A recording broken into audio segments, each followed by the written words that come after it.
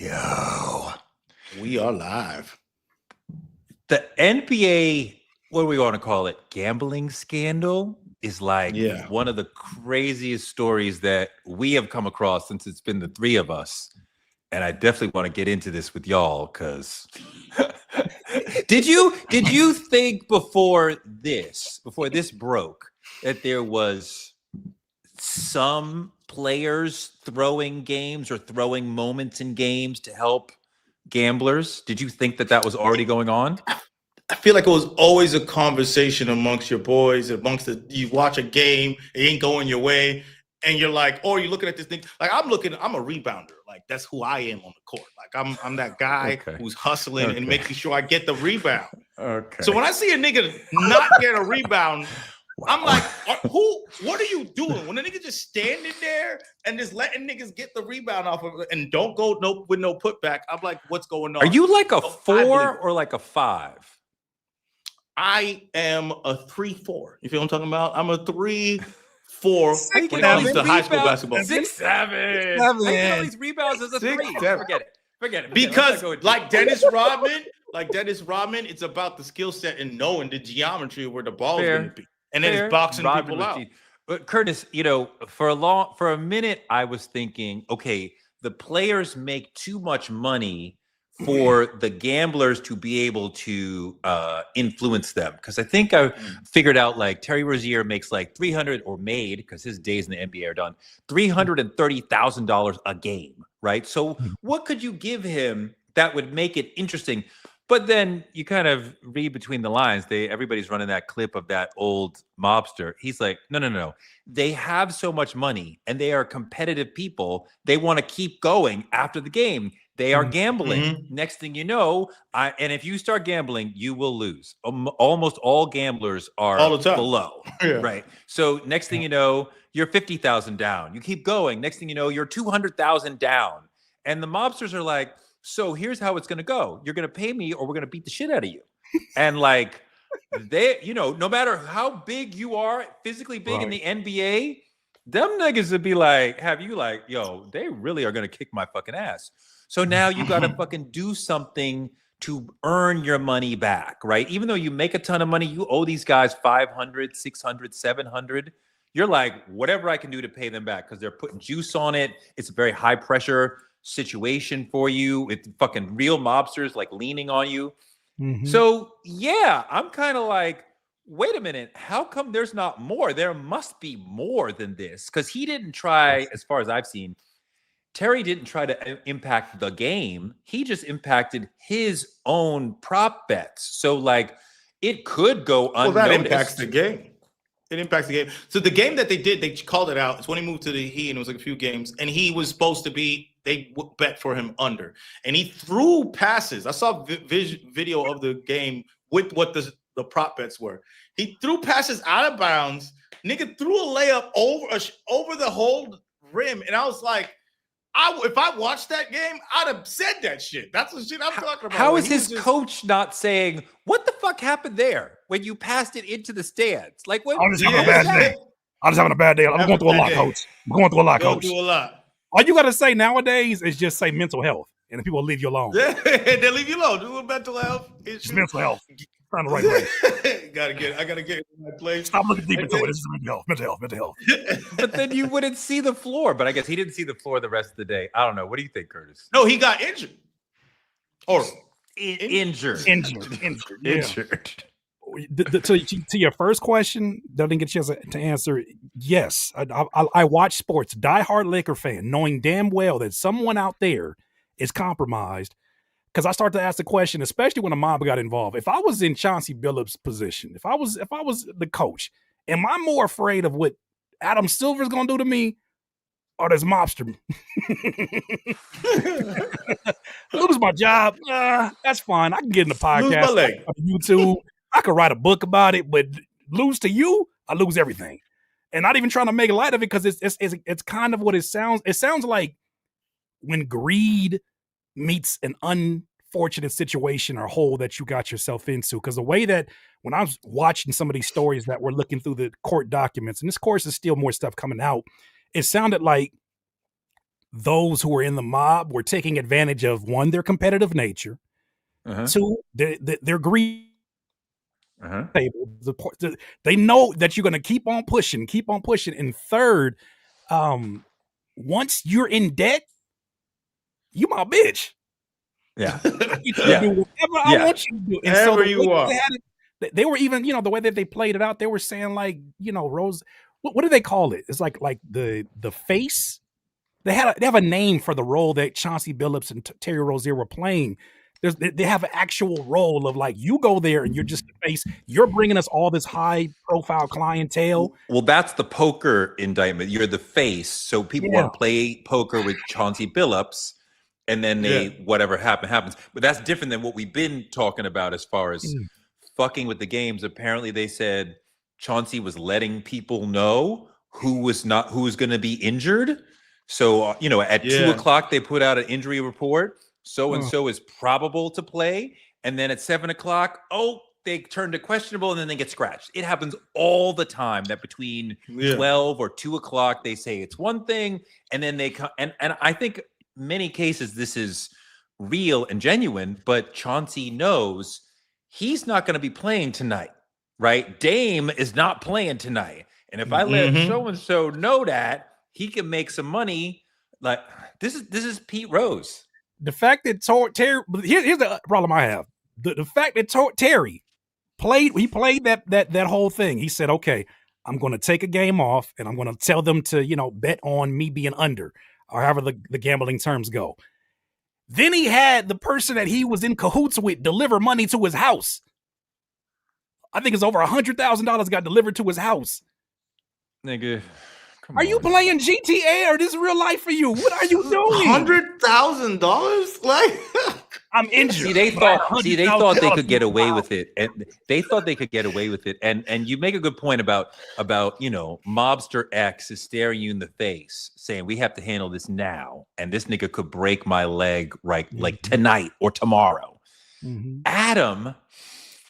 We could slide this past Adam, right? Like, when you go into some shit, you talk about the reasons why you think you get it. Like, we could slide this under his nose, and I'm sure they thought that the NBA either wouldn't notice or would look the other way because the NBA investigated Terry Rozier and was like, oh, well, and we moved on, right? And they did not make an example. They made an example out of somebody else in the situation and banned him for life. Chauncey Billups, unless there's some miracle here, will be banned from every NBA arena, will probably lose his Hall of Fame jacket. This was surely the core of his late in life career of coaching and then teaching, and maybe he moves upstairs. He definitely seemed the kind of guy who might become a GM or an assistant GM or some shit. All that is done. I don't even know what you are going to do. We have to deal with, like, what are you going to do? 2, 3, 4 years? And then you come out, your whole NBA career is just and this is a real NBA legend. Like, damn. Real one. That's heavy. Chauncey Billups. But he's, like you said, he's done. I just think we know that this shit's been going on forever, right? Like, let's talk. We talking like we know this shit must have been going on forever. That's one. And two, it makes you rethink that whole, like, MJ gambling story in that whole point of and period of time in the 90s. And then it also makes me think about, like, gambling in general. Like, I mean, first of all, the casinos were Vegas, that whole place was built up and owned by the mob, right? And then this all gambling and all that gets lobbied to be legal everywhere in the US. And now it's a regular thing. Everybody's gambling every single day, right? And it's legal. And it's legal to gamble with these things. Now, fixing and messing with it obviously is illegal because it's not in the best interest of the people who have these gambling apps. That's why they have it. I'm just saying, like, this seems like, why did it come up now is what I think about. It's like, why? And it's, to me, I'm thinking about how the NBA is, as a product, if you like basketball, that opening week was amazing. It's an amazing product right now because every team has like 3 or 4 guys. The old guys are still good and they're still the stars, but the new guys are amazing. And you can see where it's going as a product of the NBA. And then now you have this little stain of gambling. But I just saw Wemby ball out. I saw my guy from Philly, the rookie who dropped 30. Everybody's balling out. And even what's it called? It's a my good guy on start. the Pelicans, Zion. It's a good start Came to back. the year for the whole NBA, right? And everybody was going nuts over Wembayama is potentially the greatest player of all time. Like, God damn, niggas like 2 seasons and a game in, and they already want to put him next to like Kareem, Kobe, like Yeah, that game was Shaq. crazy I'm like, though. calm down. Like, let him win at least one ring before he get in the conversation. But this gambling scandal will go deeper. There must be other people in this. Somebody was pointing out Damon Jones is really good friends with LeBron. And there's somebody else in this who's also really good friends with LeBron. And LeBron has lots of friends, right? So just being good friends with LeBron doesn't inherently mean something. But there is a world, there is a theory out there that's like, look at this data point, look at this data point. It's hard to imagine that LeBron is not in this somehow. And is he into gamblers where he's like, no, he's a fucking billionaire. But like, what did this for? But again, he might, his name might come that's up that in Celtic this. blood in you. That's that Celtic blood in you. Got you acting like that. That's wild. Who cares that Chauncey Billups left the courtroom in a clutch sports hoodie? Nobody cares about, like the conspiracies have like there's no smoke and there's no fire. Leave him alone. We need him back. I'm just saying this shit could get He's like nastier. I just love his powers of deduction. Chauncey Billups, Dave Johnson, Terry Rozier, LeBron James. Like, I mean, it just goes in LeBron. It's just LeBron. And the injury just happens to be timed really perfectly around this time where he doesn't have to answer any questions about it. Yeah, he's not even there. He's not even talking to nobody. Sciatica? Sciatica. That shit. You can make that up. I could say sciatica. Sciatica. I mean, there's obviously no way that it's just the NBA. If the NBA has done it, there must be other players who have done it. There must be NFL players who have done it. There must be baseball players beside Pete Rose who are in this mix. We know that there have been some professional tennis players because a couple people got banned for life or for like a couple years ago. So, I mean, like, for real? I didn't know that. Yeah, there's other sports where this shit is going on. The gambling is so easy and prevalent, and there's so much money with these mostly young men. This shit is wild. Let me ask you this question. I was going to say, go ahead. Yeah. No, what do you think about Stephen A's comments about this being a Trump thing, and he's like Trump's whole attack on sports? I hate to take anything Stephen A says seriously because he's a clown when it comes to politics. Nothing the DOJ does is not what Trump would want it to do. And a prosecutor has a lot of leeway in deciding what they do take and don't take, and what they prioritize and they don't prioritize. So would a previous DOJ have prioritized this over some other things on their case? Probably not. Probably not, even though they're like, this is bad, but we can deal with these other things. This DOJ was like, we want to focus on this.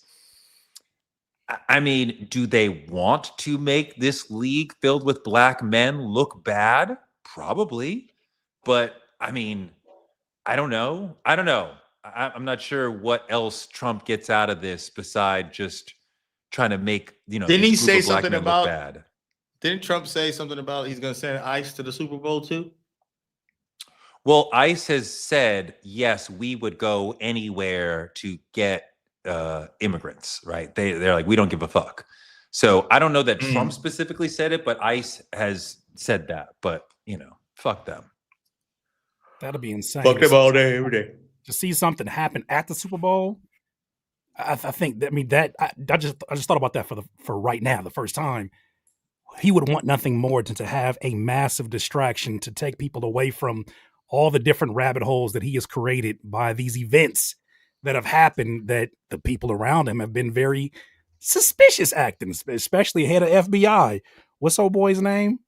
Cash Patel. Cash Patel. The fact that he's at the center of this, I said, I mean, I know that's the department that is involved in these type of affairs, but I look at it and I'm like, it's sketchy as hell. We ain't never seen the FBI. We never said the head of FBI drop a freaking YouTube video, Nikki. Like, what is like this has never been seen before. I just think it dropped the video and his face, his goofy ass face, is just like, yeah.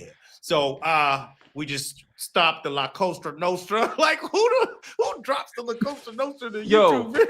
Like, was I the only one who was like, yo, wait, the mafia is still here and popping? Like, I thought we had kind of like broken down the mafia and it was like barely functioning, but apparently there's at least 3 significant mobsters who are part of the story. And if you dive deeper into it, you can know like who they are. One of them is the son of a famous mobster.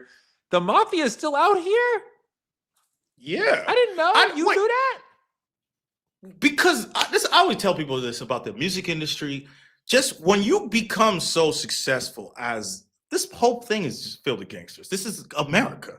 Actually, I'm not in America right now. I'm lucky, but this is America. But this is America. It's built by gangsters and mobsters. All structures and infrastructures were built in. No, let's go back. Let's just talk about the casino, Las Vegas, built by mobsters. All gangsters. But I'm talking music about industry, right now. gangsters. We know that. We know that. But no, but you think they go away? No, but you think yes. that, okay, so the family. No, but the family just gives off to the family or gives off to people who become the next head. They're just the same people. They're giving out to other people. We as a country enacted RICO laws, right? Created this whole RICO system to attack the mob, right? And the mob had adapted to the laws we had, so we changed the laws to get them. And especially New York Mayor Rudy Giuliani did a lot of attacking of the 5 families, really pushed them back. So you thought, you know, they're on the run, they're smaller, they've got to change because they have to adapt to the RICO laws, which means maybe we can't be as communal. We got to do, but I'm like, I don't know. I mean, maybe I have no idea what's going on. The structure is different. What's the modern structure? Clearly not. Clearly not. Well, I'm saying, because when you're talking about like Gotti or Capone, all the way back to Capone, you're talking about like what we saw in The Godfather, right? The structure is different when you try to make everything actual legal, especially if you built up enough capital to like wash it to an actual industry that actually just makes money in a legal way, but exploits to make real profit, like the music industry. Them niggas all invested their money in the music industry. All these labels were created by and funded by some sort of or backed or protected by some sort of mob or entity. We're talking about we're talking about what's it called?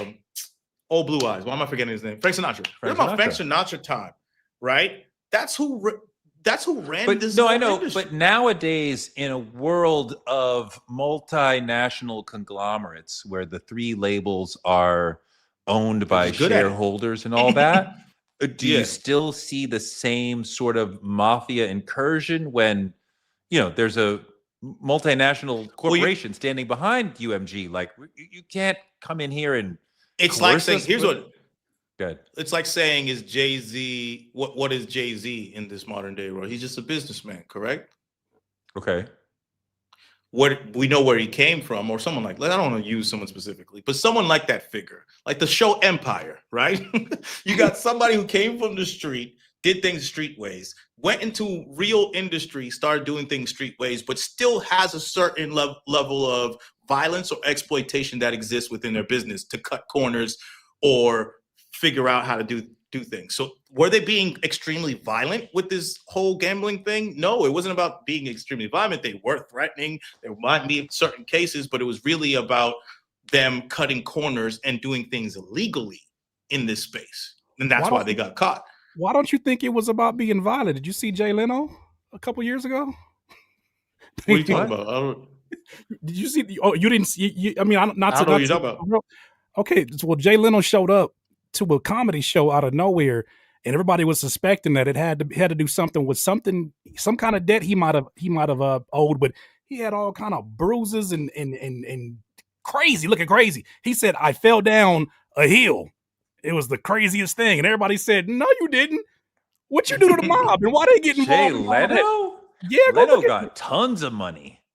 Yeah. Well, I would go look.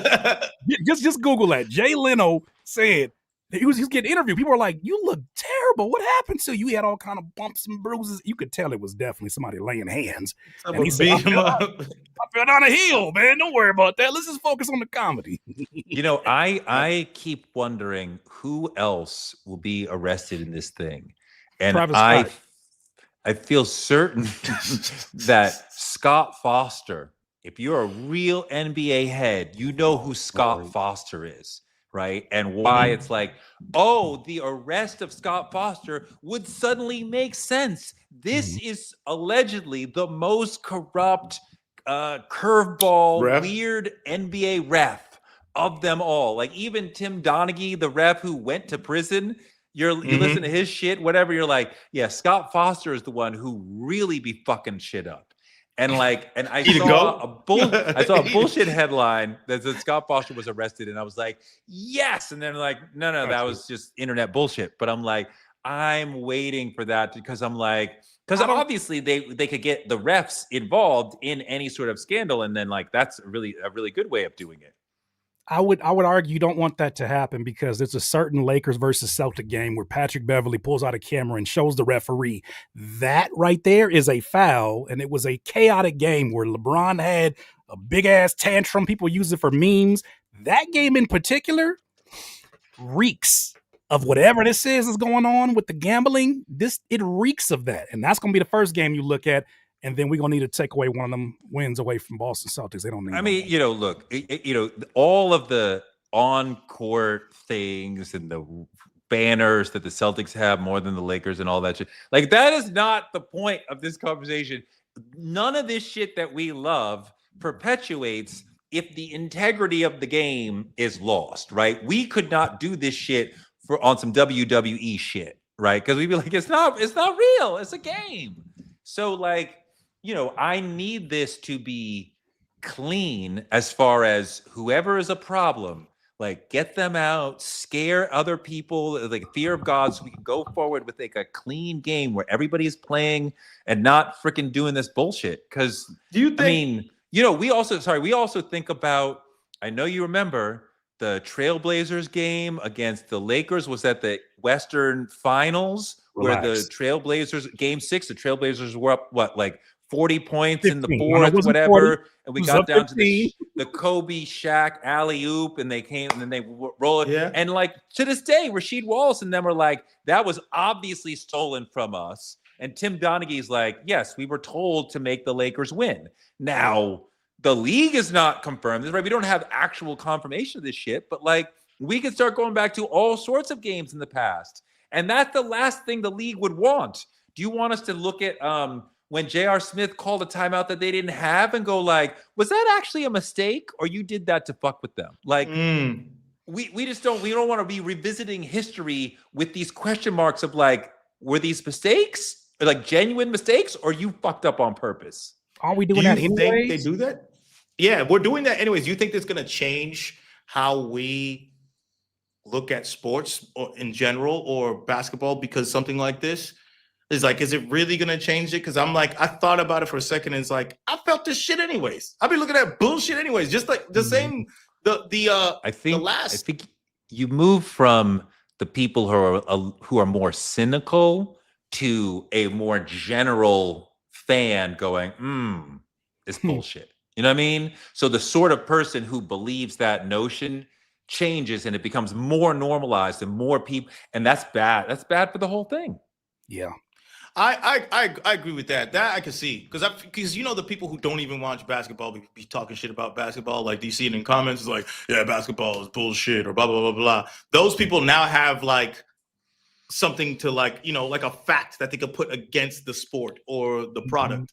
And I be hating that shit. Like people who just like football or people who like international football, like European football. they will talk shit about basketball in that way and not even know the game. But for me, obviously, like you said, there's so many games that have been taken away from teams where I'm just like, y'all want this team that has a bigger market and a bigger name to be in the playoffs. That makes sense to me. And I'm okay with it. I'm actually okay with it because I'm like, that's what y'all want to do. Y'all want to make some money. I feel like it doesn't take away from, let me live in my delusion right now, Torre. I feel like it doesn't take away from anything because you're wondering, is the bet on your side or is the bet on the other side? The bet on the other side, Sure. yeah. So you don't even know that. Sure. It's the same chance. We got the same chances. Who's gonna win? I mean, when you get into prop bets, it could be any and everywhere, right? It doesn't have to be. It doesn't have to affect the game, the end of the game. It's just really unfortunate. I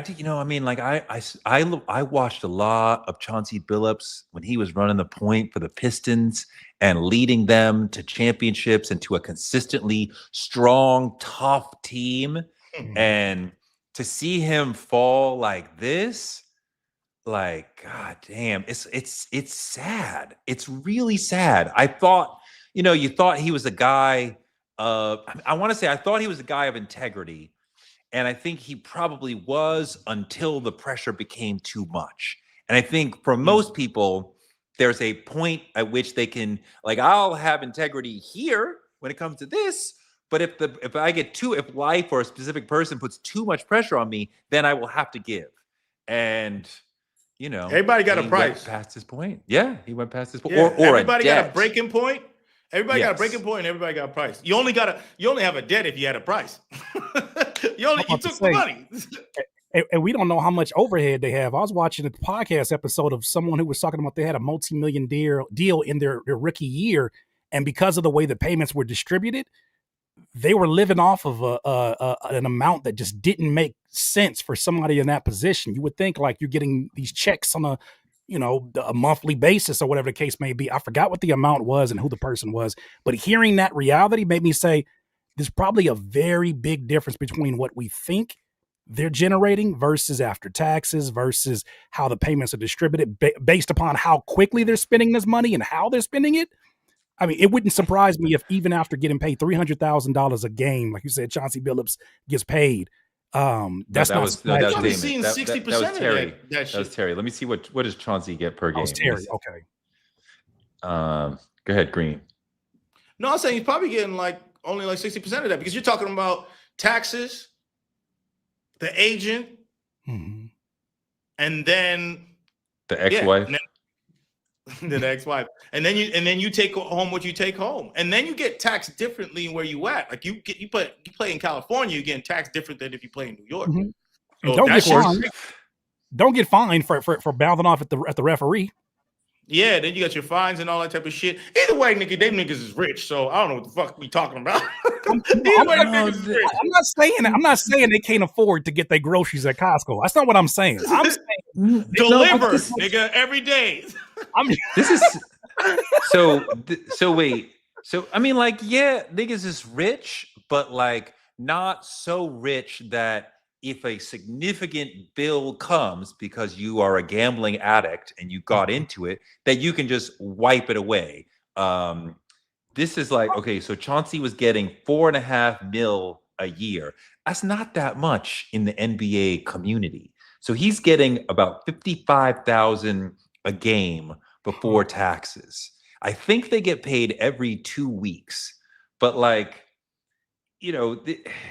this is not I can run up. I mean, I don't know how big his bill was. He could have run into the mob for 500.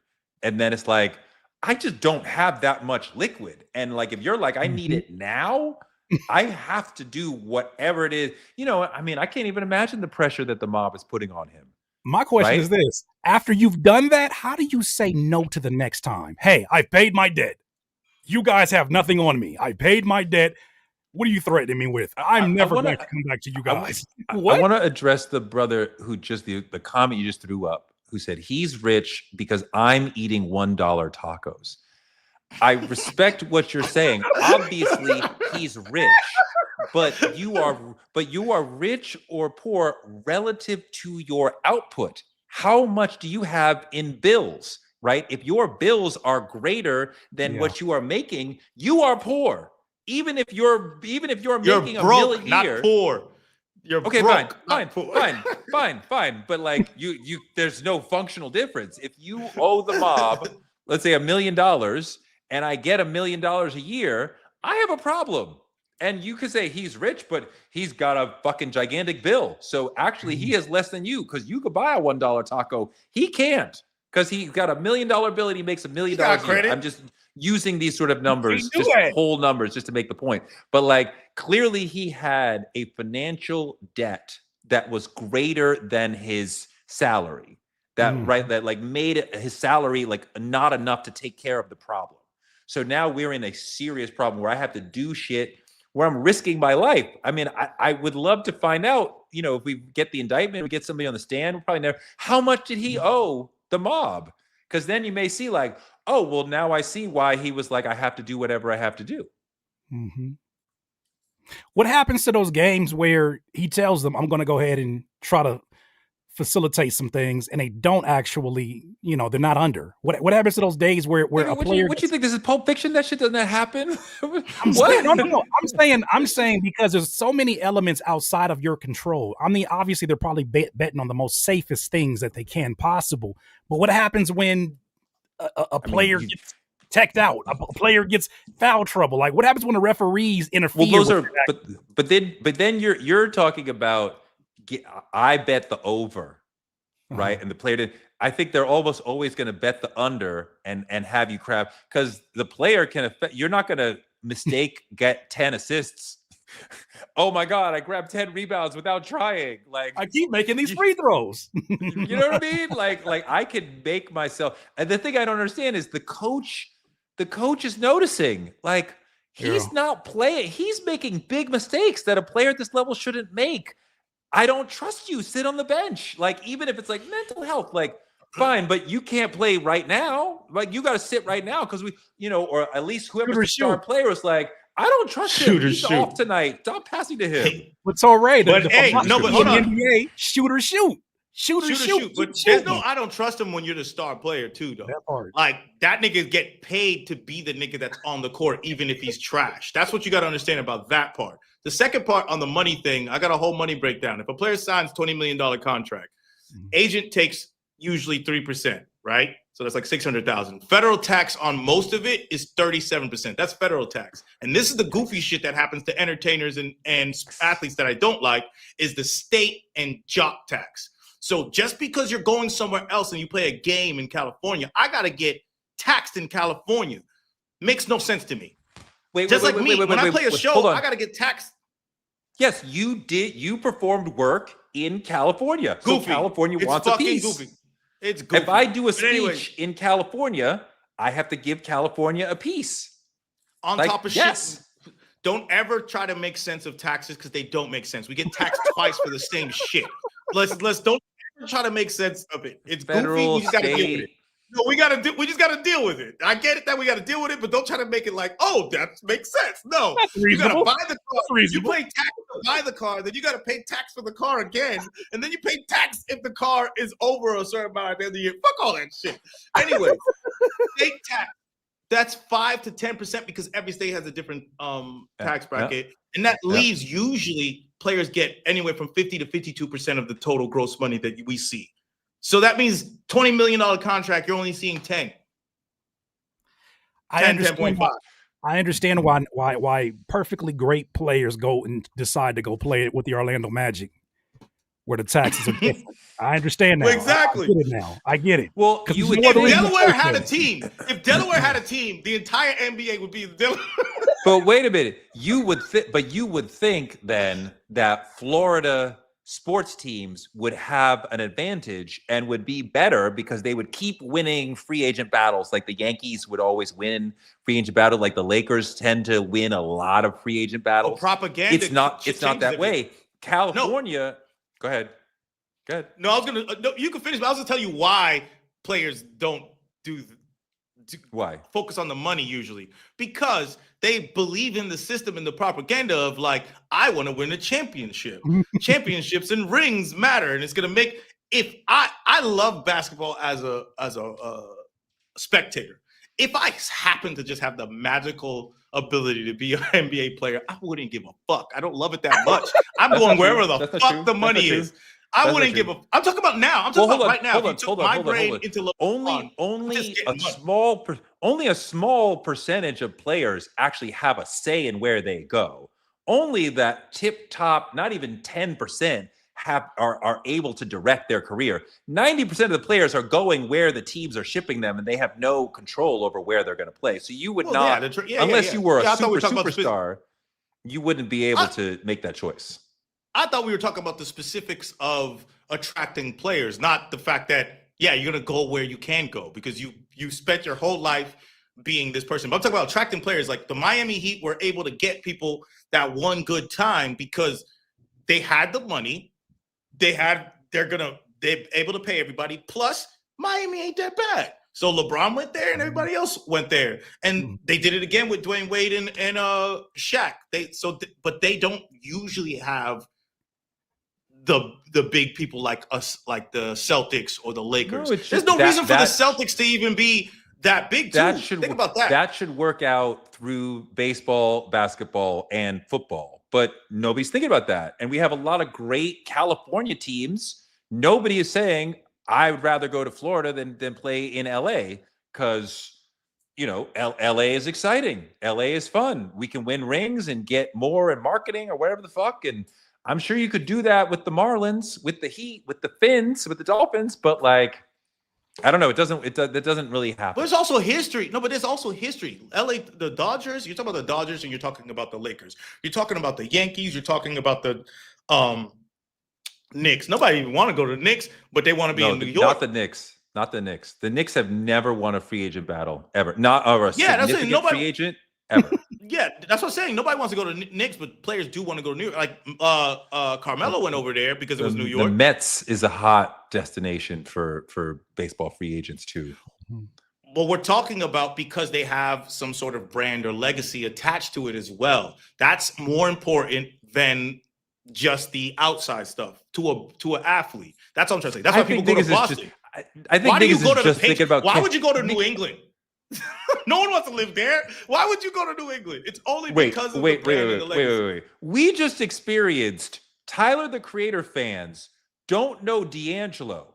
Not James Brown, not Curtis Mayfield, but D'Angelo, who's not that far ago in history. You think these non-reading AAU niggas are aware of the history of they don't give a fuck what Bill Russell and Kareem Abdul-Jabbar do. They don't even know who those motherfuckers are. They want to go, where can I win? Where can I win? Where is the team where I can win? I could win in Boston. Let's go to Boston. If the Grizzlies get hot, I'll go to Memphis. I don't even know where Memphis is. I'll go there. Wherever the fuck I could win, that's where I want to go. That's all they care about. They don't give a fuck about no history of the Celtics. Yes, they do. This ain't music. Hold on, let me tell you this. This ain't music. A hooper knows their history more than a freaking rapper, nigga. Rappers is fucking dumb. They don't give a fuck about no old niggas. Rappers is dumb, but rappers are inherently verbal and need to listen to other rappers to understand the shit. The hoopers don't care. I just gotta beat the guy in front of me. No, rappers listen to the nigga that came out last year, and then they try to best that nigga.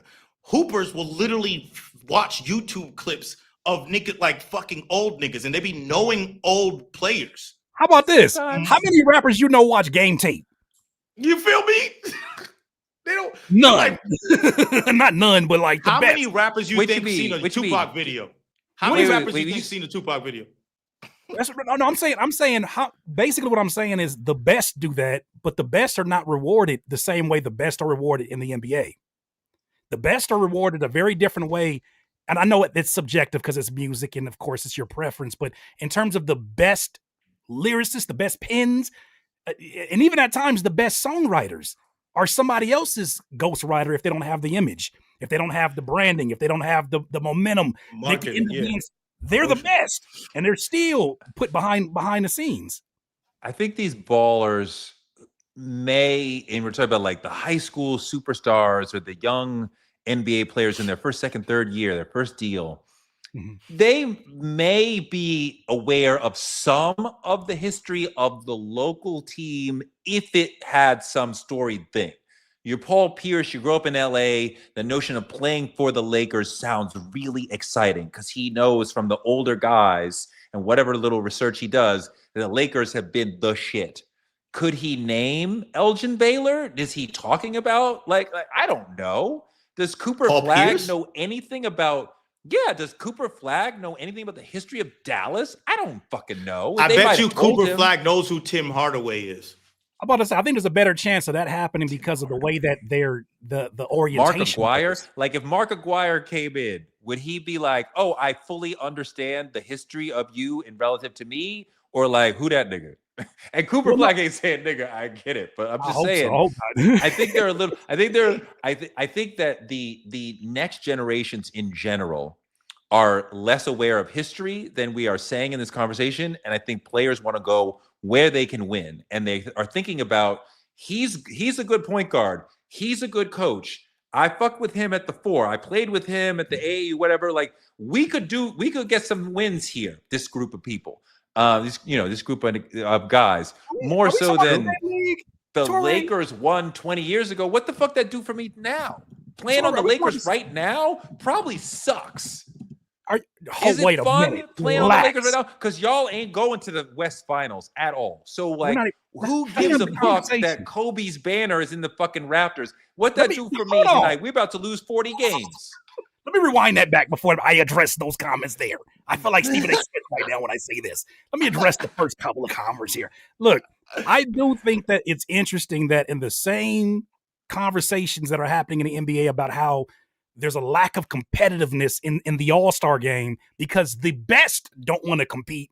All of a sudden, we're talking about there's a majority of NBA players that are looking to go to places that they'll win. I don't think that. I'm sorry. Did you compare an exhibition game to the actual games? And so now we in here talking about practice. Hear we me talking out. about practice. Yo, my love. Finish it. Hear me out. Hear me out. What I'm saying is that there was a point in time in the 90s where that was still a very competitive game because that was the nature of the players.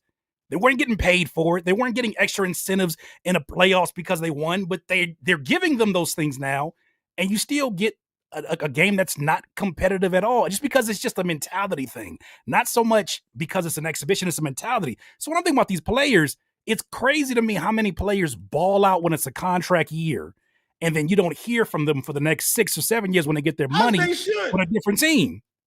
That's what that's the same play. It's your position that players. Let's just focus on the NBA. That many of the players in the NBA are not trying their best if it's not a contract year. I think they're more. I think based upon when you hear these vets talking about the new players that are coming in, they talk about them like they're on their phones during halftime. Now that's one isolated situation, but he's like they don't have the same competitive nature. So I wonder where the priorities are in this generation of players. But at the same time, to your credit, I didn't get to say this earlier, but to your credit, I do think that they're being at least introduced to the tradition, and that's just been a thing that happens with teams. Like when I see those times where the Lakers have a celebrity come in like a Will Smith or somebody, and they'll talk about Laker mentality or winning mentality. They bring them into this and help them understand these are the trophies, these are the significance of this. This is what we expect. These are the code of conduct. And I do think that Laker culture, Celtic culture, it's just something that they're introduced to. I just can't imagine the artists that I've talked to that have been signed, caring about Interscope culture at all, but they might care about TD culture. Let's move into that conversation. Let's move into that full music conversation in a little bit. But I want to focus on your question, and we could end the whole sports thing here. I want to focus on the question of you saying that NBA players. You think NBA players only play when they're contract year, or they don't try that hard? Of course not, nigga. These niggas this is a fucking job to niggas now. My cousin played in the NFL. He wanted to make sure he was good enough to get his check because he understood that this place is a opportunity that he has because what they really are doing is exploiting you. They just exploiting your gifts to try to get some bread, and they will get rid of you in a second. So what I'm going to do, I'm going to do what's in my best interest and not what's going to get, and not getting this chip or this ring or this thing that doesn't actually get me anything, because you'll get rid of me. I could have worked so hard for this championship, killed my body, and you get rid of me the next year. Or I could make sure my body's good. There's 82 games. You think every single one I'm gonna play for real, nigga? 82 fucking games. I do think that you cannot be your optimal self 82 plus times a year, right? And just to take it to the sport that I really know, Andre Agassi has talked about, I did not feel good in most matches a year, but I still would go and find a way to win. So yes, you're going to not feel yourself, all sorts of reasons, all these long road trips where we flew all night and we had a morning shoot around and then we got to play and I'm fucking tired. And like, I get it, and James Harden got to be up in the strip club every fucking night. That's going to be hard for your performance sometimes. I think that what you're saying about your cousin and trying to maximize his body, I don't think that contradicts that. I'm saying the players are doing the best that they can every day. And there's coaches who are watching and they're like, if there's another guy who will take your job right over there, if you're not doing the most that you can day in and day out, right? So they're trying as hard as they can to keep their body. I mean, I understand they're doing enough. They're doing enough. That's the point. Can I say this? They're doing enough. I'm with you. They're doing enough. You know why I think that way, Tori? Because look at the way that they're coming into the league. Let's start even earlier in their journey. Seeing now that this is no longer a league full of players that came out of these really, really dire situations, seeing that these are players that had parents that could afford these $50,000 camps, basketball camps for them to attend, where there's only a select few players who can get there. Certain trainers, they're saying you can't even get into the game now unless you $25,000 and ready to invest that in addition to whatever the fees that come along with whatever school you want to get into. That is just for the training for these young dudes. $25,000. That is made available to a certain demographic that may not be nearly as motivated as somebody that's trying to get their family out the hood. Somebody that's trying to get sponsored though. Niggas get sponsored. They get sponsored for sure. I'm saying that now the nature of even the training and what's expected by a certain age has shifted. Social media's focus on what players get the visibility to even get scouted. Like so much of that has changed because of that culture. Green, how long was your cousin in the NFL? I think it was just this year. Honestly, he think it might be. I don't know what team he's on right now. If he is, but it was just last year. So he's just been in the NFL 1 year. No, what I'm saying, this is last year. Was the last year I remember is last year. Yeah, so he did 1 year in the NFL. No, he's a veteran. This is like, I want to say Curtis, you following me this? How many years was your cousin in the NFL? 6-7. I don't know if he's not even playing. 6-7. Okay. What did you? Okay, I don't know if he got picked up this year. Okay, what was his position? Corner. Okay, so what did you learn within this sort of realm that we're talking about? What did you learn about a professional athlete and the way that they live from knowing somebody who's in the NFL like that surprised you? Like, well, certain things. This is all my perspective. I don't want to put. This is not through his words, of course. All my perspective is looking at where he's at is the idea of the owner-player relationship and how closely tied it's to like slavery times. Like the idea, just think about it in that way of like, I talk to you and I treat you nice because you're fit. You can pick the cotton better than the other guy, and you're staying strong. Like, this is where it is. You're physically a specimen. You know what I'm saying? Not only the way that they talk to them, that's the way that they treat these players. And then that money, and then if you get injured, that's why they fight for guarantees so much. You get injured, that's gone. All this talk of all this money that you're going to get, if you're not a star player getting that guaranteed high percentage, it's gone. And think about what we just talked about, where you're only getting 50% of your check. If 10% of it's guaranteed, like, what the fuck are you getting? You're not getting shit.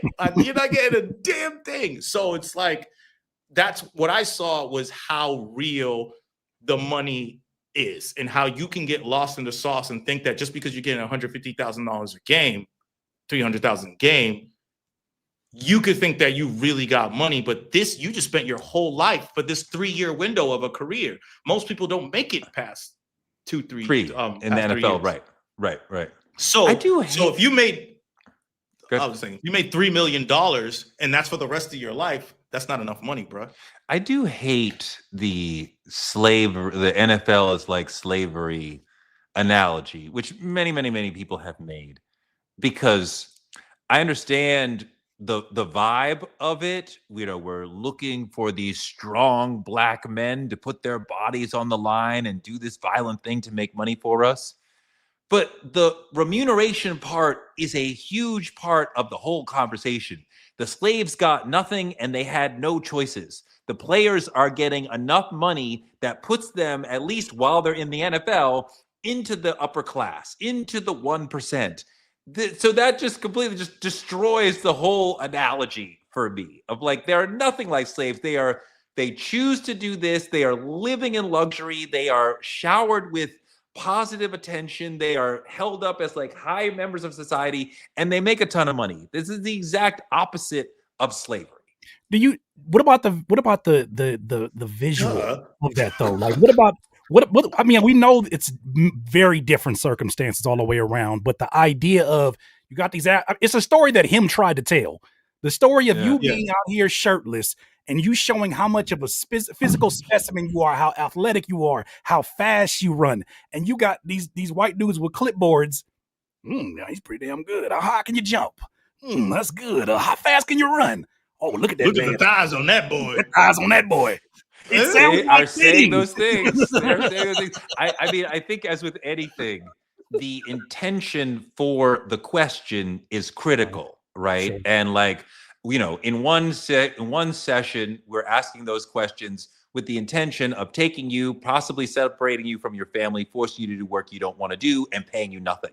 And the other, we're evaluating, should we risk paying you $200,000, $300,000, $400,000 this year, $1 million this year to do something that you want to do, that you've been fighting to be able to do for years.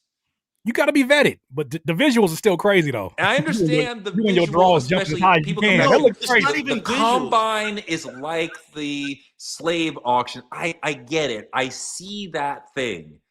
It's just the choice and the economic aspect to me. I'm like, I think that is a very lazy analogy. I don't gotta see your butt to know whether or not I'm giving you millions. That's it. Just First of all, let's talk about the giving millions. Let's talk about the giving millions, because you're forgetting the fact that these contracts are not guaranteed. So you're talking about somebody that spent their whole life, gets called, just like, look at you, good boy. Look at them thighs on that boy. You're gonna get $1 million.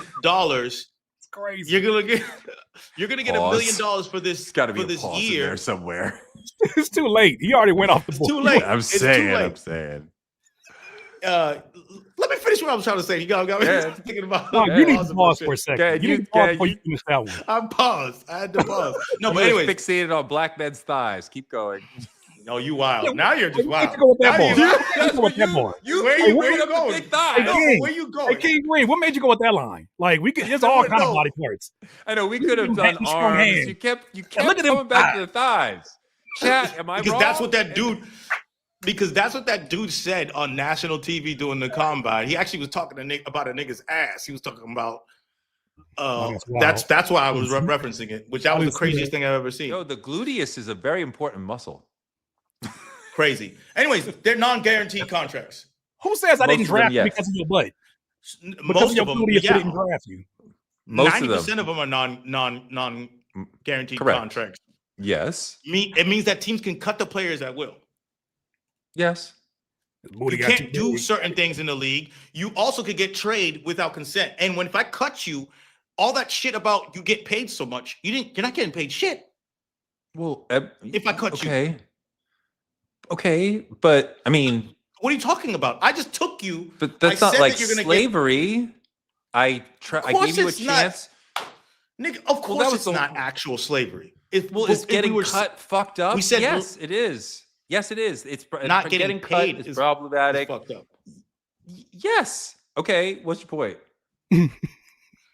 The point is, you're saying, "Oh, I don't like it being compared to it." When we're saying something is like, doesn't mean that it's the exact same thing. It's like, of course, it's not the most horrific thing that ever happened in existence. Don't make Curtis. What are we talking about? Don't make Curtis blow up the fucking Merriam-Webster definition of comparing and be like, "See, the word like is right here." I'm sorry. Ralph Wiley, Bomani. Like can also mean similar. Similar is not exact. Like I know they're not similar. So many people have made that analogy. And I find it kind of lazy and I see the vibe that you're talking about with the combine. Mm-hmm. But I mean, like, we're trying to give these guys jobs. In many cases, these guys come from the working class. This is the first person in their family to make real money. They are changing they have a potential to change the trajectory of their family. They go into the NFL knowing there's a Russian roulette aspect to it. You could get hurt as in like ruin your life, or hurt as in lose your chance in the NFL on any play. They know that, right? So I mean, not that I don't feel bad when that happens to them, but like they know that this is the riskier one. This is the riskier choice, right? Most of those guys have a choice. At some point, they're like, I could go basketball, I could go baseball, I could go football, right? And they chose football. They chose it knowing full well. Go ahead. Because they get paid a lot of money, it's okay for them. Somebody already made this point. I was about to make this point. Because they get paid a lot of money, it's okay for them to choose who they call owner. Got it. Because you're getting paid enough millions, it's okay. This goes right past Touré's head. There's nothing you can't. This is a brick wall. No, this is a brick wall conversation with that one, because it's like, you're like, I don't like how that sounds. But like, well, it sounds whack, but I do bristle at the owner of the team owns the players. And like, I hear broadcasters are trying to not say the owner owns the players. He owns the team, or she owns the team. And they play for the team. But like, no, I know could easily be called the CEO. The manager. There's so many different names. No, CEO is different than owner. Let's not act like they're too far removed. They started doing that as of recent in terms of the announcers, making sure they're careful about their language, because there is well documented times when you see the way that certain announcers would talk about white athletes and talk about their IQ for the game, and how smart of a player they are. And then they'll go to like an athletic player like a Michael Vick, or they'll say, look at just that instinct, animalistic athletic ability, right? There have been instinct. There's even announcers that have gone on the record and said, look at that monkey go in the 70s and 80s. I forget it was the 70s or 80s. I forget the exact dude who said it. There is a clip. Said, look at that monkey go. You mean Al Campanis? His shit? It sounds when he was talking about breeding on fucking Nightline with Ted Koppel. He was like, they breed the big ones together. They're so tricky with their language. You like peep game. You got to peep. Like when you watch it, they're so tricky with their language now, because people are like, you're reaching. It's not that deep, but it's like they have very selective language in the way that they describe. That's in sports all around too. Sure. Someone said this in the comments, and I agree with that. European football players, soccer players get talked about different than the South American or the African soccer players. It's like, oh, that was brilliant. That was genius. It's like, oh, he's just so physically talented. Like for the other guy, natural. Like, he's just Howard Cosell. That's Howard, so Howard fast. Cosell. Oh yeah, Howard was wild. Howard Cosell. He could be brilliant, but he could be wild. But look at that boy go. Yeah, we're removed from that, thank God. But it's not so far removed where you can't notice the difference in the nuance in what they're saying.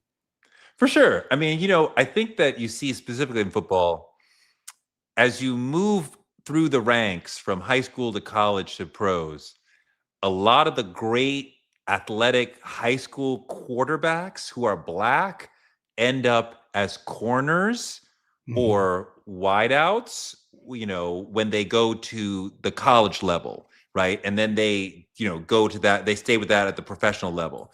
But there's definitely a bias against these athletic black quarterbacks who are more and more, they are able to get into the league. But this is kind of newer. They've definitely been sort of shunting people off. I think you look at a lot of the really athletic people, they were like, I was the quarterback in high school, but as I went up the ladder, they push you away from that, right? They still want that white boy to have that chance. Yeah. Yeah. My cousin was a running back, and they made him a corner because How they felt like he many would be NFL motherfuckers you have in your family? No, I'm saying that's the same guy I'm talking about. Oh, same he was guy. a running he back went from running back to corner?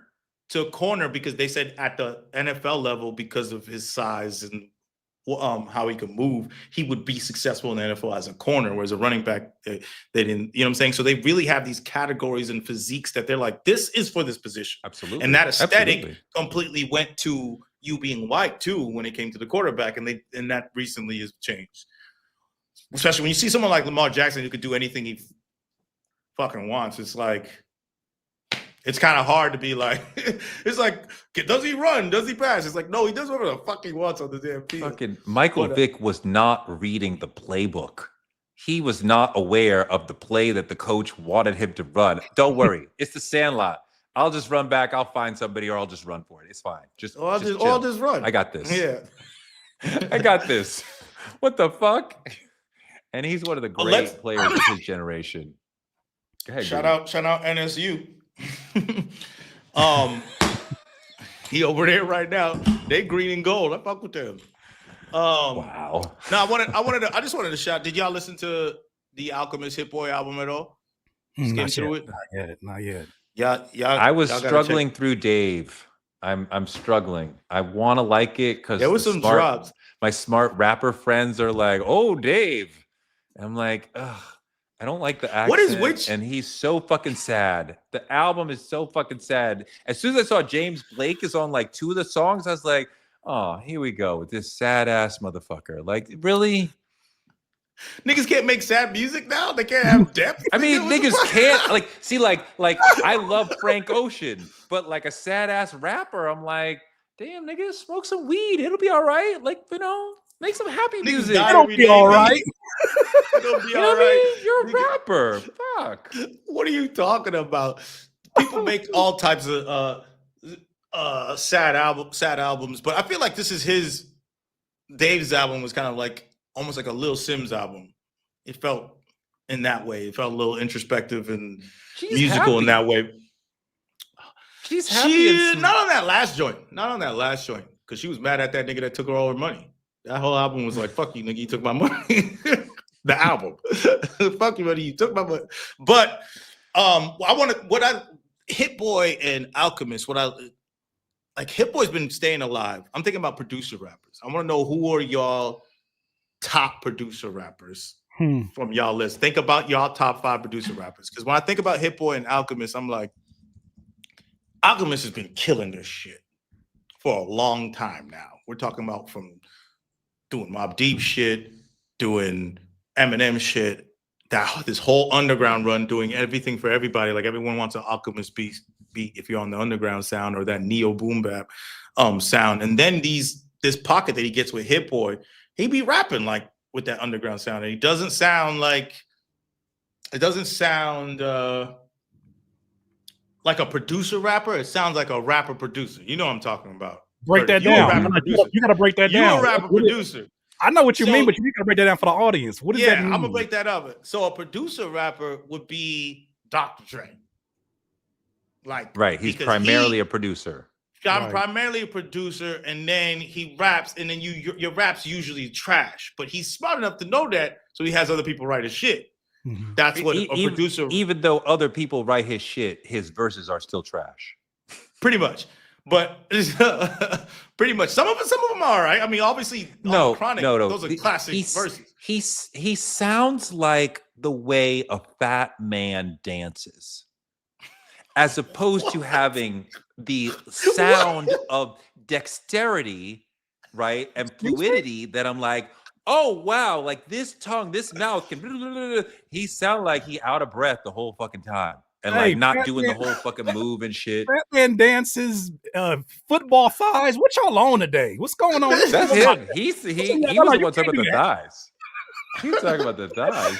Fat man dances. But anyways, he does Go on. sound interesting. He does sound interesting. Like he's like a Barry White motherfucker, where it's just like this: what's going on, and why are you projected in such a way? Barry White's amazing. What are you talking about? No, Talk about not his like Barry low White. voice. Just talk about the low voice that feels it feels It's not forced.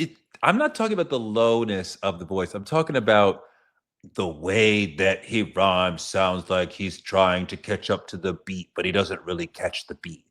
And then, you know, Snoopy come in there and and I'm like, that is rhythm. That is vocal dexterity. That is fluidity. You niggas should not be rapping at all. Damn. At least with I think Pete on Rock, Forgot I About was Dre, like, he was floating on Forgot About Dre. Dre had a good flow on Forgot About Dre. I hear what you're saying, and I'm talking about, I think that and let's get back to the producer rapper thing, but I agree with you. It's the projection. Like when you're putting on a voice you're putting on this character and then trying to flow, you might be slipping up on your like flow because you're also projecting this character. You got to have that skill set. But he floated on some other things. But anyways, he's a producer rapper. Now, a rapper producer would be Eminem, J. Cole. Whoa. What you mean? So you're saying prioritizing and they're better at one part of it? And is that how you're doing it? Yeah. Okay. This is what I'm doing. Yeah. That's what I'm doing. What are you talking Eminem about? as a producer, I will never forgive him. No, but never forget him. He has some. He has some eye wait, joints. so we're doing producer rappers, not rapper producers. That's what you're saying? We're doing. I was coming up with the difference of the two. Now Tyler is the like to me is probably. I'm trying to think who's a better rapper producer than Tyler Creator. Well, Kanye West. He's not a rapper. Kanye West is not a rapper? No, he is. He don't write his shit. I'm about to say we got to get in that conversation because a lot of these producers be having ghost producers. He's a producer rapper. Kanye's the best producer rapper. Kanye's a producer rapper, not a rapper producer. Kanye's a producer rapper? Yes, he's not a rapper first? I understand that chronologically. Are you crazy? I understand that chronologically he was making music before he was writing rhymes and saying rhymes. I understand that. But I feel like Kanye, as soon as he gets into album mode from Through the Wire on, he sees himself primarily as a rapper who also makes his own music. Like I do everything. Like I wouldn't say that how Kanye sees himself. He is a producer that the point? rapper. No, why would we care what someone sees themselves as? That makes no sense. I don't care what you see. I don't care if you think you're the GOAT. What the fuck are you talking about? I think that matters within a conversation like this, right? But like so wait, so you want a producer rapper? I mean, that would be RZA. Yeah, he's all RZA's a producer rapper too. So he's actually probably in that GOAT conversation too. Like RZA's. Can we set a certain bar though before we get this conversation? Because I feel like we did the same thing with the Kendrick one. And when you presented that diagram, it made the conversation go so much more in the focus area. Because a lot of these rappers / producers, if you sit them in a studio with one artist by themselves, they'll be very different of a producer. They'll be a very different producer, very different rapper. Who can you get in a room right now with either me or you, Green, and you know that they can handle the responsibilities of both and give you something outstanding like that represents their brand accurately. And I feel like a lot of folks, you can't really do that because to their own greatness, they understand how to delegate. I give the respect for that. But a lot of them don't hold those titles. They just have done these things in a very collaborative environment. Okay, well, I'm saying when I agree with what you're saying that we need like a scope, but I'm saying RZA's a great Q-Tip, RZA. Mm-hmm. These are wait, hold on. Q-Tip is a producer rapper? He's a rapper producer. Okay. Because he's both at the same time. And I think 100%. I think we're getting to the GOAT. We're getting to the GOAT area because this is something that I've never even like fully flushed out. Because Q-Tip is really like 100%. I don't see because his flow is out of insane. He innovated when it comes to that. So that's his rap skills. And then production, we don't even need to talk about Q-Tip's production. That's ridiculous. Something we shouldn't even say. So he's 100%, but I'm gonna put rapper producer, and that's why he's different than Kanye West. Where Kanye West, he never reached the peak of rapping ever, because he's never. What did he contribute to rapping? What did Kanye West contribute to rapping? Nothing. He only contributed character. I mean, I don't know. Hold on. This conversation did not assail Dr. Dre, who we assume does not write. And I was like, even if Snoop is writing those verses, he goes in the booth and the way he raps is shitty, right? Because he raps like a fat man dances, as opposed to whoever the fuck Consequence or whoever the fuck wrote the verse for Kanye. He goes in there and spits. And I'm like, I believe you. You are flowing. Like, you put personality and music in your voice. And I mean, I am mad at him for his politics, but I'll listen to Kanye spit. And I'm like, yes, nigga, like, that's that shit. So he's great at so you didn't kill Dr. Dre, because we know Dr. Dre don't write rhymes. He cannot write rhymes, right? He's an amazing producer, but so it's Dr. Dre is like 100 and 0. So then you want to give Kanye a 0 because he doesn't write, but the way he delivers, and I didn't say that he was a 0. I didn't say that he was 0. I'm just saying he's a producer. Dre's a 0. Yeah, I didn't give Kanye. I hear that, but I'm talking about what I said. I didn't say that Kanye was a 0. I said he's not a rapper producer. He did it. A rapper producer means that you're a rapper first, and that's what you're great at. He's not a rapper first, and he's not great at that. Is that purely your skill set? Is what I'm getting from that. Are you purely a music producer that can sit down and create some music by yourself as a music producer, and as a rapper?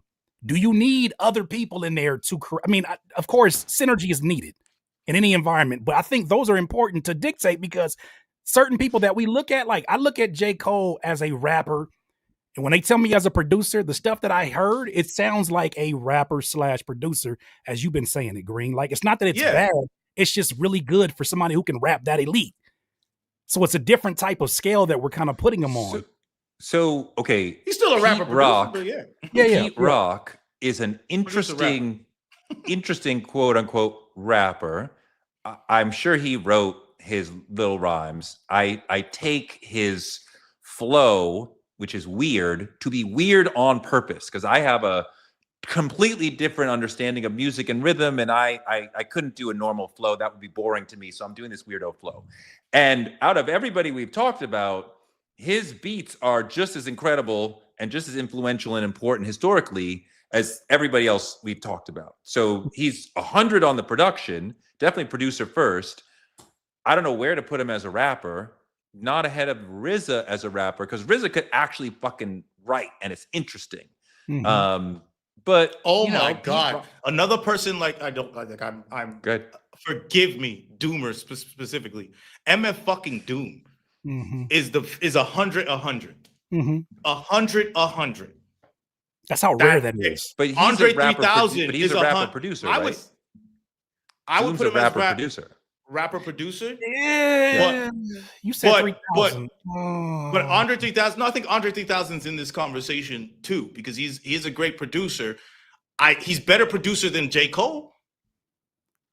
Did you hear that piano album? What the fuck does that have to do with production, nigga? He's producing the piano. Nigga, no, nigga. So you're gonna look at the piano album and say that his whole production? Did you hear? I'm saying the direction that his production had. He had all the potential on Love Below, in my opinion, to become that. But I think at some point he went a different direction, and he went to start playing the flute. He went to start playing the piano keys, and I applaud the musicianship, but it is not 100. A 3 Stacks verse will be significantly better of quality than you're going to get from a 3 Stacks. It might not be 100. It might not be 100. I was just saying he's a better producer. He's up there in that conversation, because you got 100. Yeah, but no, I'm saying 100. I think is only Q-Tip. I'm giving RZA that 100. That I think he's equal, and I think 100. And MF Doom. These are 3, and I feel like I'm missing somebody, and I'm mad that I'm missing somebody. And Kanye's not in that. What about Big Crit? What about Pharrell? What about Pharrell? Pharrell is an amazing vocalist. Rapper. He has so many good. He's not verses, 100 rapper. He's not 100. He's not 100 rapper. He's not 100 rapper. But he's not over 50. But he's a good rapper though. Like he's not a bad rapper. Like he's a way better rapper than Dr. Dre. You're 100%. You're not like, oh, he just got to rap because he produced the joint, but like nobody else would choose him to be a rapper on the song, right? Like Dre, I'm like, you got to rap on the song because you produced it. Like we went to that movie because you got a great rap voice. We just don't have the car. I think he has a great rap voice. And there's an art form to that, to delivery. And I know you have a different viewpoint of that, but I think he has a great rap voice, and he's had some very iconic moments because of the way that the writing has been structured around his voice. His voice is the focus of these verses. You're talking about Dre right now? Dre, yeah. Dr. Dre. He's still trying to make a case for Dre. What about he's got to walk Quick? around LA. What about DJ Quick? Give him a break. He got to walk around LA. He can't be honest about Dre. Oh, that's what I'm trying to say. I'm asking about DJ Quick. He's got to move around LA. He can't, you know what I mean? I say what I want. Like us. I say what I want. Not in that hat. So nigga. say Dre's a Dre's shitty rapper because he is. Wait a minute. If I don't agree with it, I'm not going to say it. Torre. Diamond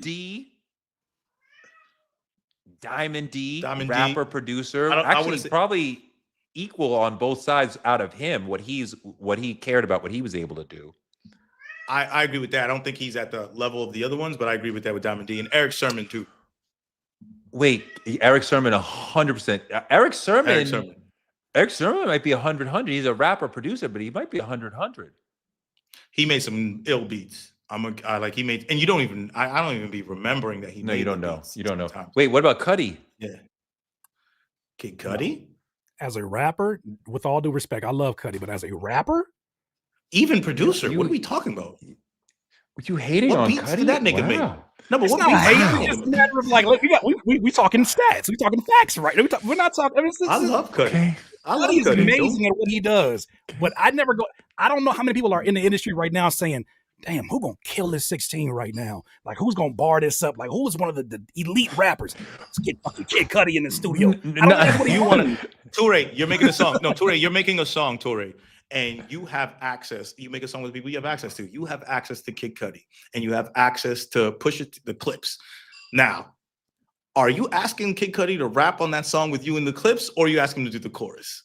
I'm asking him to do the chorus all day long. I need you to get. Oh yeah, for sure. Then that nigga, I mean, that nigga can't rap. No, that means that nigga can't rap. No, I'll just let you know that nigga can't rap. The Clips joint with Tyler was the same conundrum, but of course, Cudi on the chorus, hell yeah. Wait a minute. All right, maybe this is too pop for you. Jermaine Dupri, producer, rapper, very successful. Nah, I disqualify him immediately because of how many times he didn't swipe beats. The moment that grinding was going crazy, we get tipsy. And how many times has it been this copycat game? When I look at that, immediately I'm like, you're not leading the way in this situation. You're following, and it's very strategic. It's a strategic move.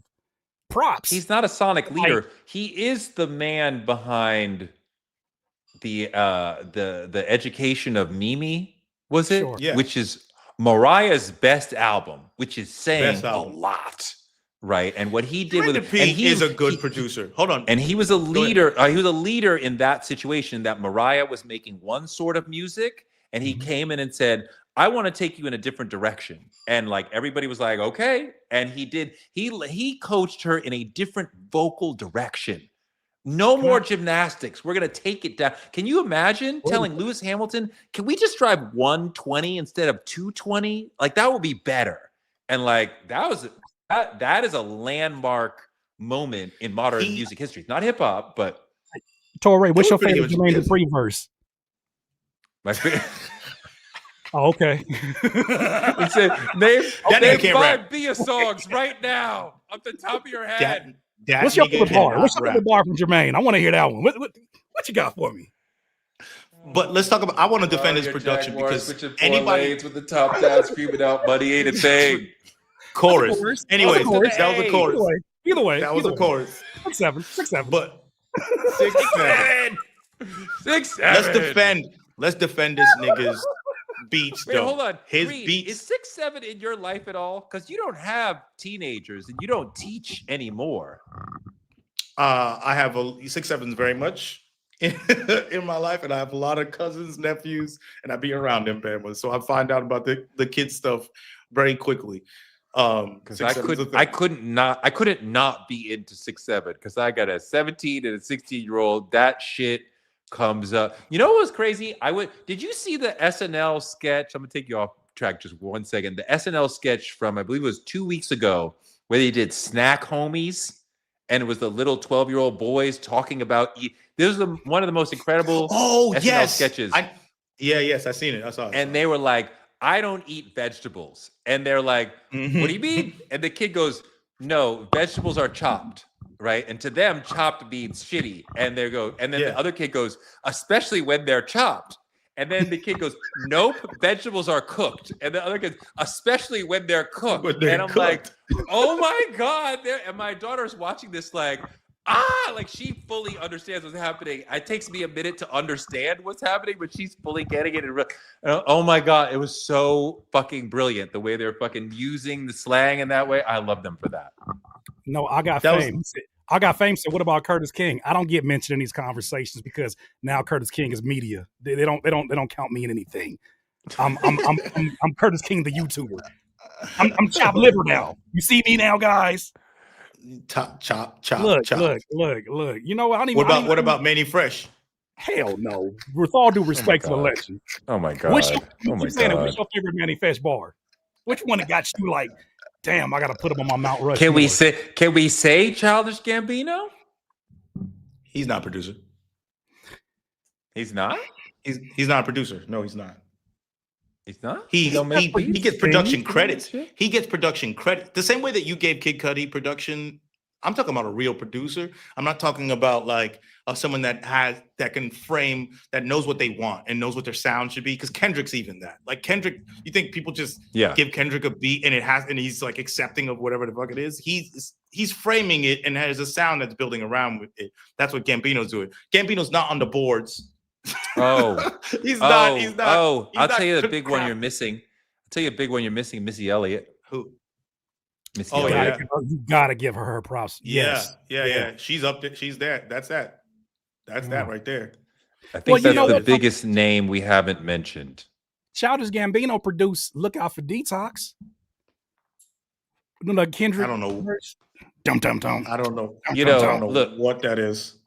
Look, before you shit on Childish Gambino some more, okay? I'm a big Donald Glover fan, and that nigga made 2 iconic records that go beyond his genre and still are out there getting played in the real world and in TV and movies and shit. So like, to put some respect on that man's name, because he's made more iconic records than a lot of people. Like, but huge smash, I love his music. Smash. I love his music. I just don't think he's in that conversation that we're talking about. Fine. I think certain rappers like that don't get in a conversation because they're too non-confrontational or they're too animated in their delivery. Like animated rappers don't really get brought up. There's legendary animated rappers, but they don't get brought up in conversations of GOATs. You notice that? I agree with that. Like Ludacris. Like Ludacris. But Ludacris shouldn't be in a top 10 conversation. He's not in a top 10 conversation, but no, his skill set, though, Ludacris's skill set in his pen is outrageous.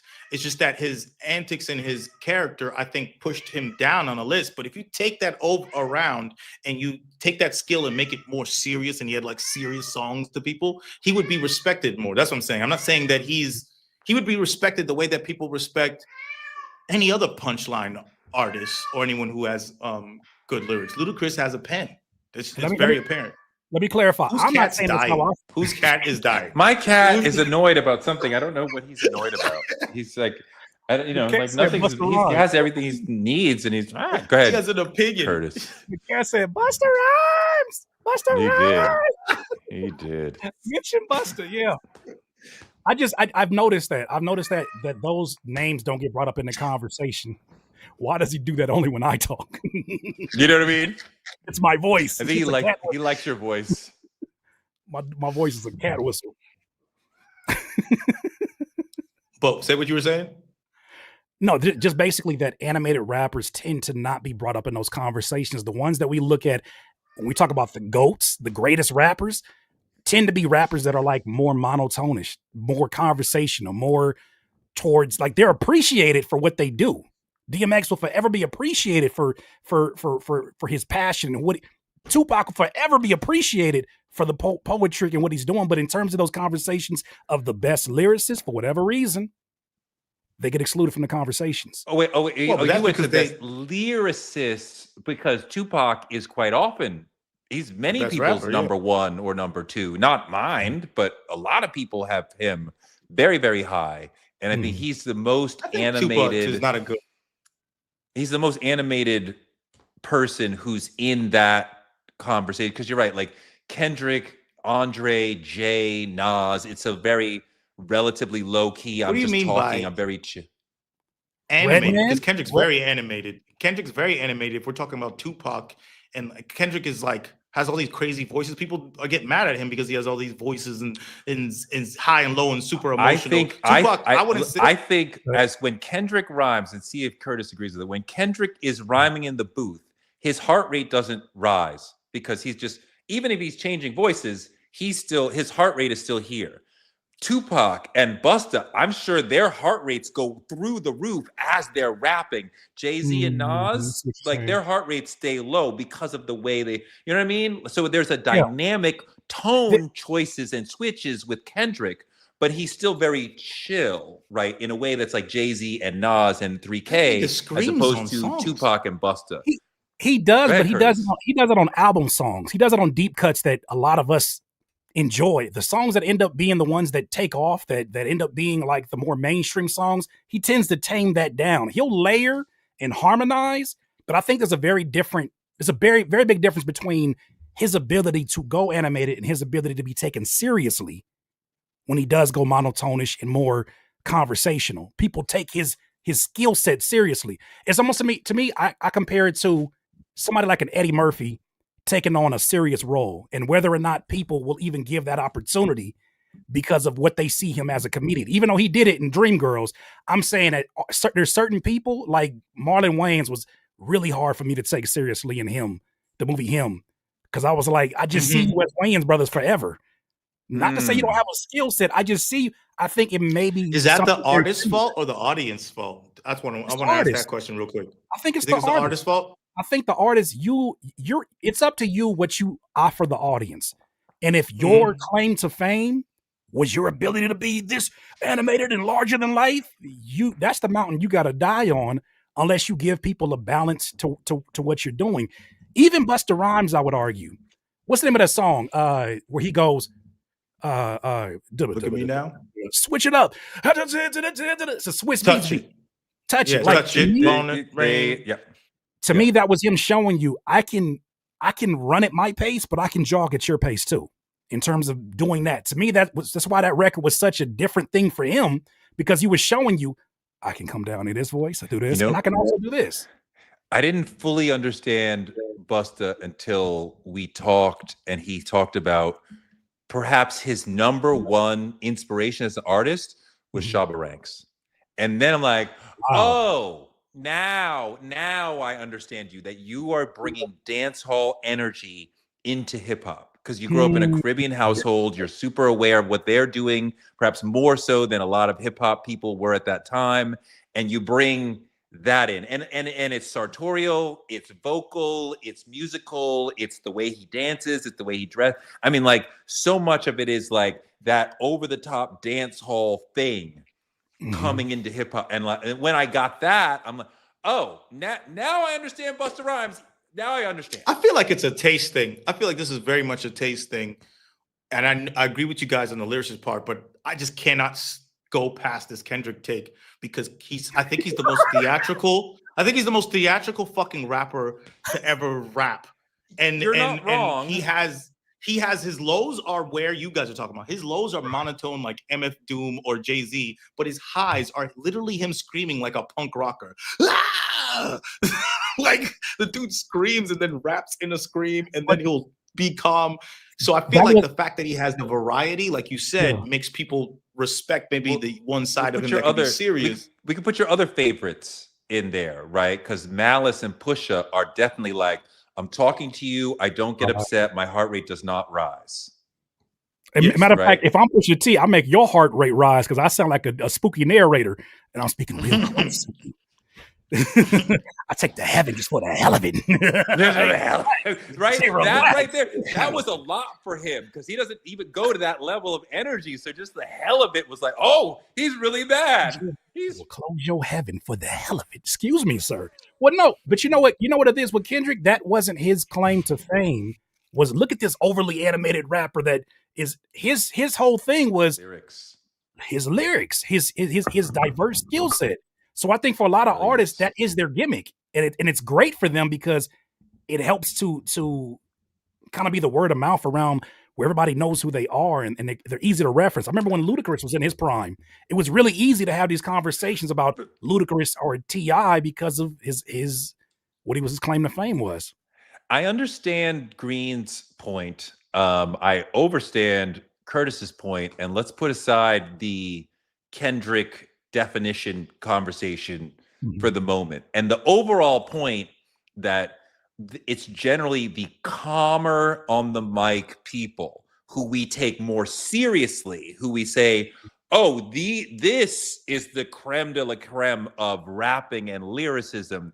And I think Tupac notwithstanding, we do have a bias toward the guys who are more calm, who state their lyrics more clearly, who put more emphasis on the lyrics than on the tone. And not to say that Jay-Z and Nas are not using every aspect of their tone, but like we're talking about Ludacris and Busta and Tupac are putting more into, you know, the music, the volume, the textures, whereas we really prize the people who are like, yeah, but if you read the shit, you would really see how dope I am. If exactly, can I read this and still get from it that this is a skilled and highly elite lyricist and what they're like? Are you one of the best at it, or are you giving me a bunch of circus tricks and it loses all its value once I sit there to read it? To that point, someone made a point inside in the comments where they were saying, "Well, Kendrick's always been expressive." I think there's a difference between someone who is animated versus being expressive. I think that there's the reason why a lot of the animated rappers don't get taken as serious is because people look at them like they're joking or they're jokes or they're comical in their nature. For a lot of people who are heads understand the lyricist that Redman is. For those who can't get past the crazy punchlines and all the stuff that he does out. He also came in like a lyricist more so. Press he was the epitome of didn't blow your mind. Yeah, but it's just the fact the word animated I think needs to be changed because you put animated with Tupac and then animated with Ludacris and DMX, and I'm like, those are three different things. That should have been expressive for Tupac. Animated is more Ludacris for sure. Yeah. And then DMX, even that, it's not, I would say Busta and Ludacris may be animated. And a lot of that has to do with their persona too, more so than their delivery or expression through their vocal takes or whatever like that. Like DMX is like, has the same highs and lows that I think Kendrick has, where it's like, you know, y'all been eating long enough. Now stop being greedy. DMX wasn't talking. He didn't talk like that. You would know this is X talking, this is X rapping. Jay-Z, you wouldn't know. He's syncopated when he's rapping, but you wouldn't know that he's not. What do you mean he doesn't talk like that? Nas and Jay-Z right now from DMX with Breakfast Club. He sounds like DMX at a 5. And then he can get to a 6. Stop being greedy. Yeah. It's not like at any point in time, he's like, I don't like Drake. I don't. He sounds like he's rapping all the time. What do you mean? You saying that you saying his rap voice doesn't sound like his talking voice? Because that's the craziest thing I've ever heard about DMX. No, I think that's the wildest thing I've ever heard. I just don't like him. I don't like him. It's not the wildest take we've heard today, but okay. No, I think that I mean, shit, nigga. I remember sitting there listening to him talk to his girlfriend on the phone for an hour. The way he talks is different than the way he raps, but there's less of a difference with some of the other people we've been talking about who we are defining as talkers or less animated, like I said, Jay, Nas. I also think that's y'all taste for real. Because some people put these people who are animated. No. I think it's y'all taste. Some people put these expressive people as higher because of that. Well, I'm bringing this up because I've seen this as a topic of debate, in that there was a conversation that spawned all of this, and it was Ludacris was on a podcast saying that he had a conversation with Jay-Z that said Jay-Z gave him the advice. He said, if you were less animated and you took a different direction with your tonality and what you're doing, he said, I think people would put you higher up on their list. And so that spawned a conversation between him and the interviewee that were like, well, do you think that that's the reason why more animated rappers? And I think then let's go a level up from animated, almost comical. What's another way to describe that? Like there's sense of humor in what they're doing. Like there's a reason why there's certain rappers that are a part of that tree that don't, that part of that branch. I agree with. That I agree with. Conversation. If you look campy or comical, and when you use animated in that way, I agree with. That's why you can't take Tupac and DMX in there, because people think Tupac is the greatest. People think DMX is that, but Ludacris is in between. Ludacris is in between, like, I'll say Busta Rhymes kind of, and then if you go all the way comical, you're talking about like a Lil Dicky or some shit like that, right? Or why does Eminem have that? Eminem has those two sides, because for his fan base, he had like the dark introspective songs. Because he's white. He can do whatever he wants. I'm saying that's different. That's different. That's different. He don't got the same players on the board. What are we talking about? But we do talk about Wheezy being around 5, 6, 7 for a lot of people in the GOAT conversation. 6, 7. And he's got a lot of he's very animated, right? He's very like up and like out. You know what I mean? Like I feel like he's on the he's in the same neighborhood as Busta Rhymes, more so than the Jay and Nas's. Maybe does it sound buffoonish? Like, I think that's the extreme of how some people perceive certain deliveries, as they sound like a clown. They sound buffoonish. They sound like they're trying to go over the top with the character, to the point where it changes the quality of their music. I think there's a very big difference. And that's why it's good we're establishing sort of the specifics of this, because I think there is a lot of rappers that fall into that other category that they'll be appreciated for what they did in their lane, but they'll never be brought into these conversations of the Gurus, of the Rakims, of the Nas's and the Jay-Z's, because that's just a different delivery and packaging altogether. God, Guru, it took me a minute to get used to that voice. Guru's in that same conversation though. No, even though he's great. No.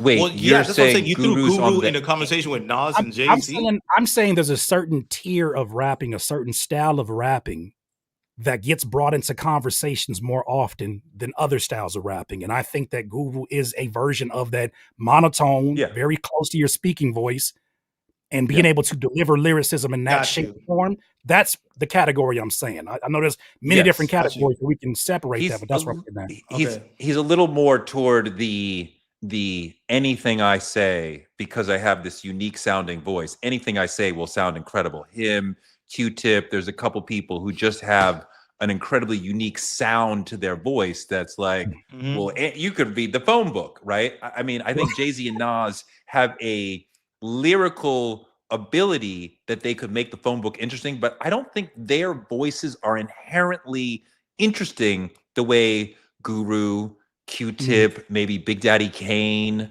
like certain, you know what I mean? Certain people who have just like incredibly interesting pipes.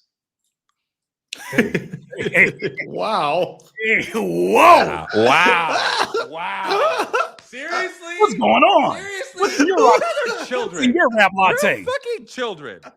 Of course. You didn't even say pause. We're talking about rap music. You guys are fucking children. You're but I think after a while, I used to care about a rapper's voice early on. You tell me if you agree with this, Curtis, but I feel like when I started really getting into rap and then rapping myself, a rapper's voice became very like I didn't have a favorite type of timbre or tone that I was attracted. I used to think that low tone voices, that's rapping.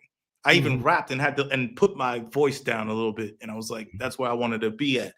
But now it's like that shit doesn't mean nothing to me. It's like, how are you using your voice? That's how I feel now. But dog, I tell you this, I went the opposite in that I was admiring rappers that had a certain voice, but I thought the whole idea when I came in was, oh, nobody wants to be seen as a biter. So you got to bring your own unique style to what you're doing. So I leaned all the way in on animated. I leaned all the way in sometimes on the comical stuff.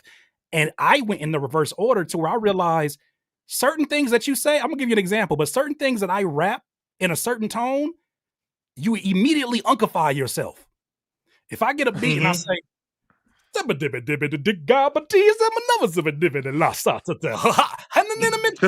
extreme version of it, but I'm saying you see it all day on TikTok where they're like, do I got the song of the summer? And they're like, and it's like, no matter what they're saying, there's a Gen Z you're looking at them and saying, put the microphone down. And I think so much of that has to do with the packaging not matching the tone of voice.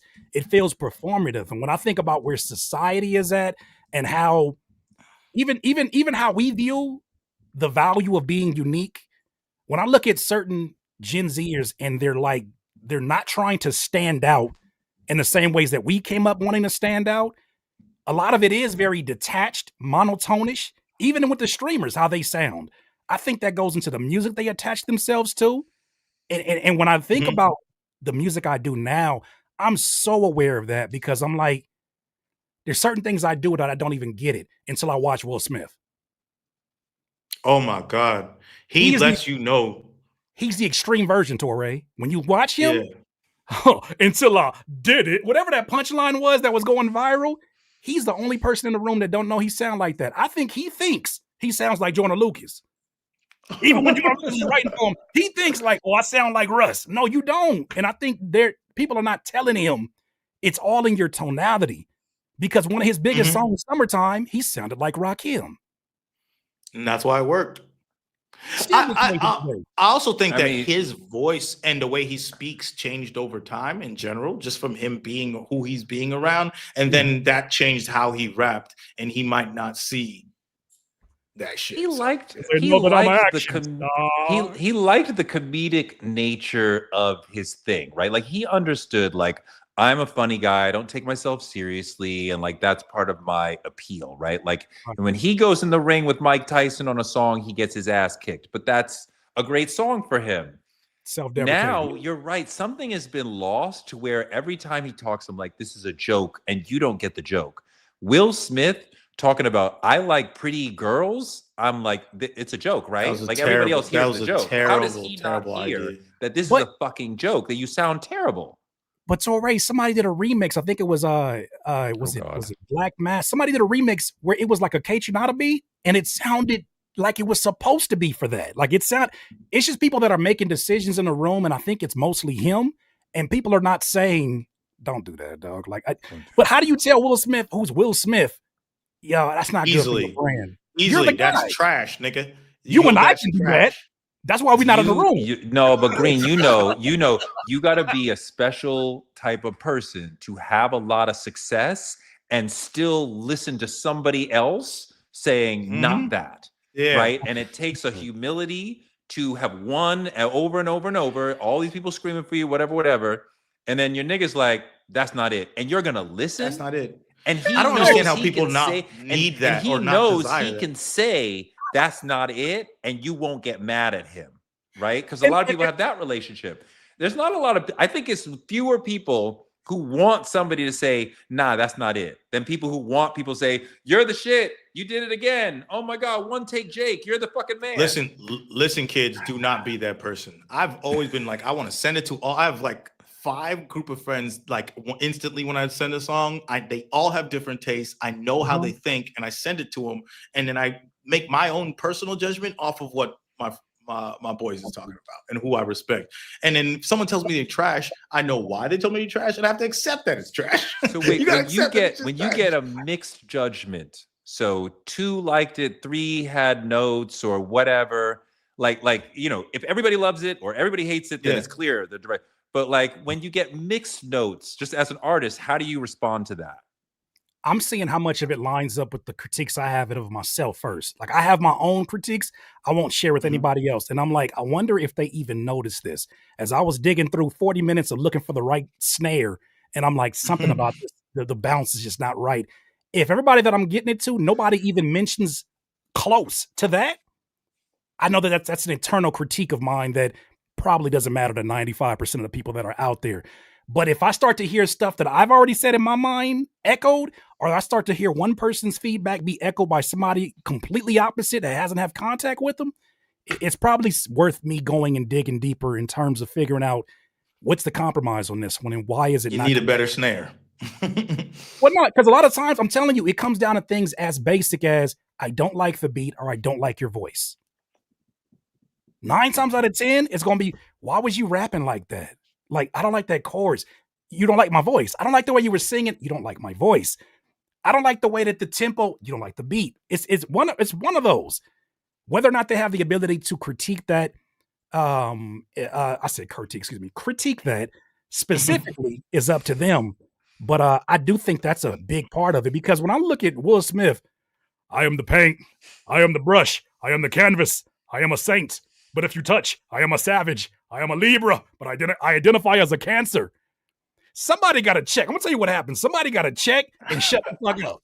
Excuse my language. Somebody got to check and said, "You doing perfect." You did that shit perfect. He said, "Are you killing that shit, Unc?" Let me say that like if as time gone on and as we get older, it's like when there's a critique that I have, like something that's little, like, oh, do I like that word or that punchline or whatever? I'll still send it to all my boys. But if I had that critique in my head, I'm changing it no matter what. Yeah, because I need to be okay with that shit. Yeah. But when I get 3, 4, or 5 critiques from different people, I think I know everybody's taste. That's my whole thing. Those people, I know their taste. Like Toure, from where talking to him for this long, and I know his taste. I know where he's probably gonna like enjoy something. So just because I make something that's different, I can't take his opinion completely seriously. I gotta see, like, oh, someone with his taste, would he also like? Hey, it's like me making Hey Ya. Say I'm 100,000, I made Hey Ya. Niggas don't expect Hey Ya to come out. Toure's gonna be like, that shit's trash. But I know Toure likes that hard shit in them rap, so he's not fucking with Hey Ya from anybody else anyways. Okay. But if Toure goes, it's well done, but it's not my, I don't really vibe with it, but it's like, I really like how you sound like Prince on this or some shit like that. I'm like, he sees that it's of quality.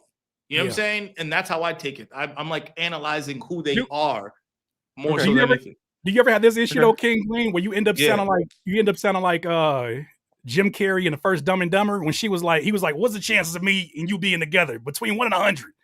And then she said like, I think 1 or 10. He said, so there's a chance then, right? There's a chance. You're saying there's a chance. Do you find yourself in that situation when somebody's like, I don't hate it.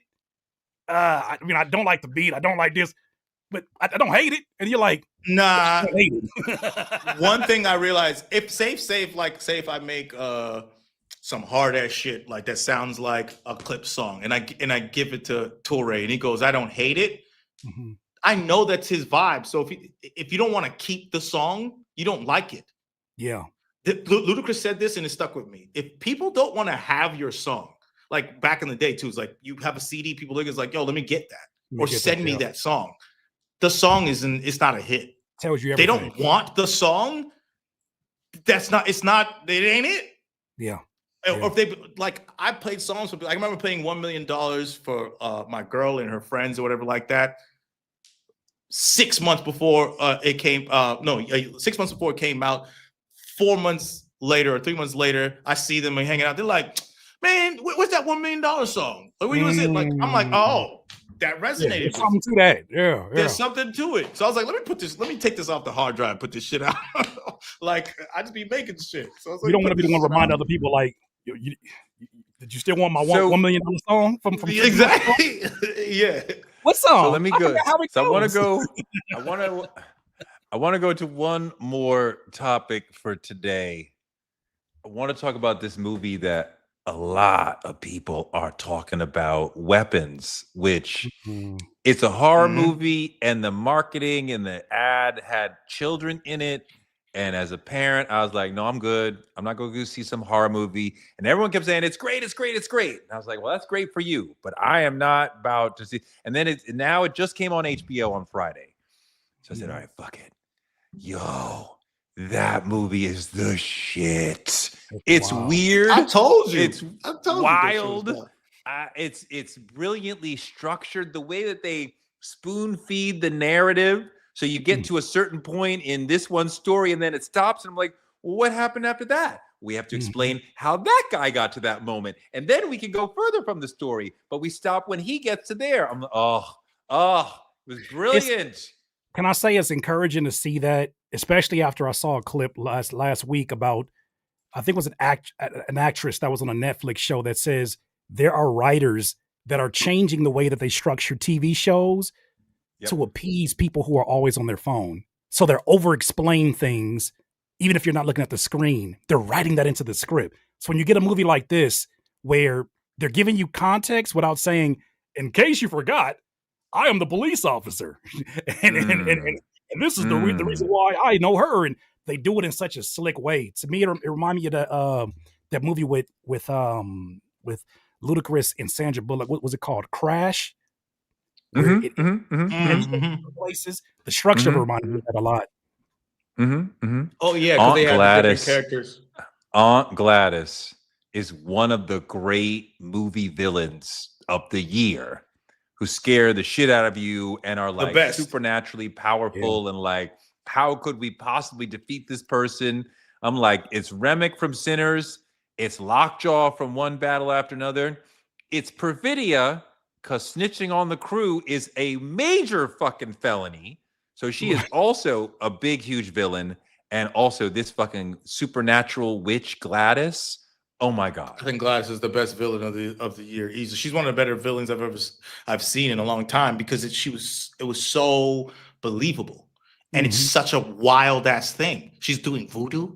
She's a witch, but we believed it. She snapped a twig, and we all felt it. Like they went just crazy and over here poking your face with a fork. But the symbolism. Did you guys look into anything about like what the movie means and all that? I saw some interviews about that, like how he's talking about addiction and alcoholism or whatever, and then re-looking at the movie with that lens, it's just beautiful about knowing that. Didn't the director lose a really good friend to alcoholism? Yes. Based as a kind of a conversation to him, even down to the details of what time them kids, I think, left the houses, like the 3:30 or 3:15, 2:17. Exactly. Whatever time that it's was. Like when he passed or something like that. That's exactly like it's around the same time. So that connection, that kind of got me. Even though I'll say this, I didn't like that ending at all. I love the ending. Hold on. All right, we're gonna I want to get into this. So if you haven't seen it yet, you be out. Wait, which part? We should spoil it. This is a we only do spoil reviews. we don't do with the kids non-spoiler chasing reviews. her. I liked where the action was going.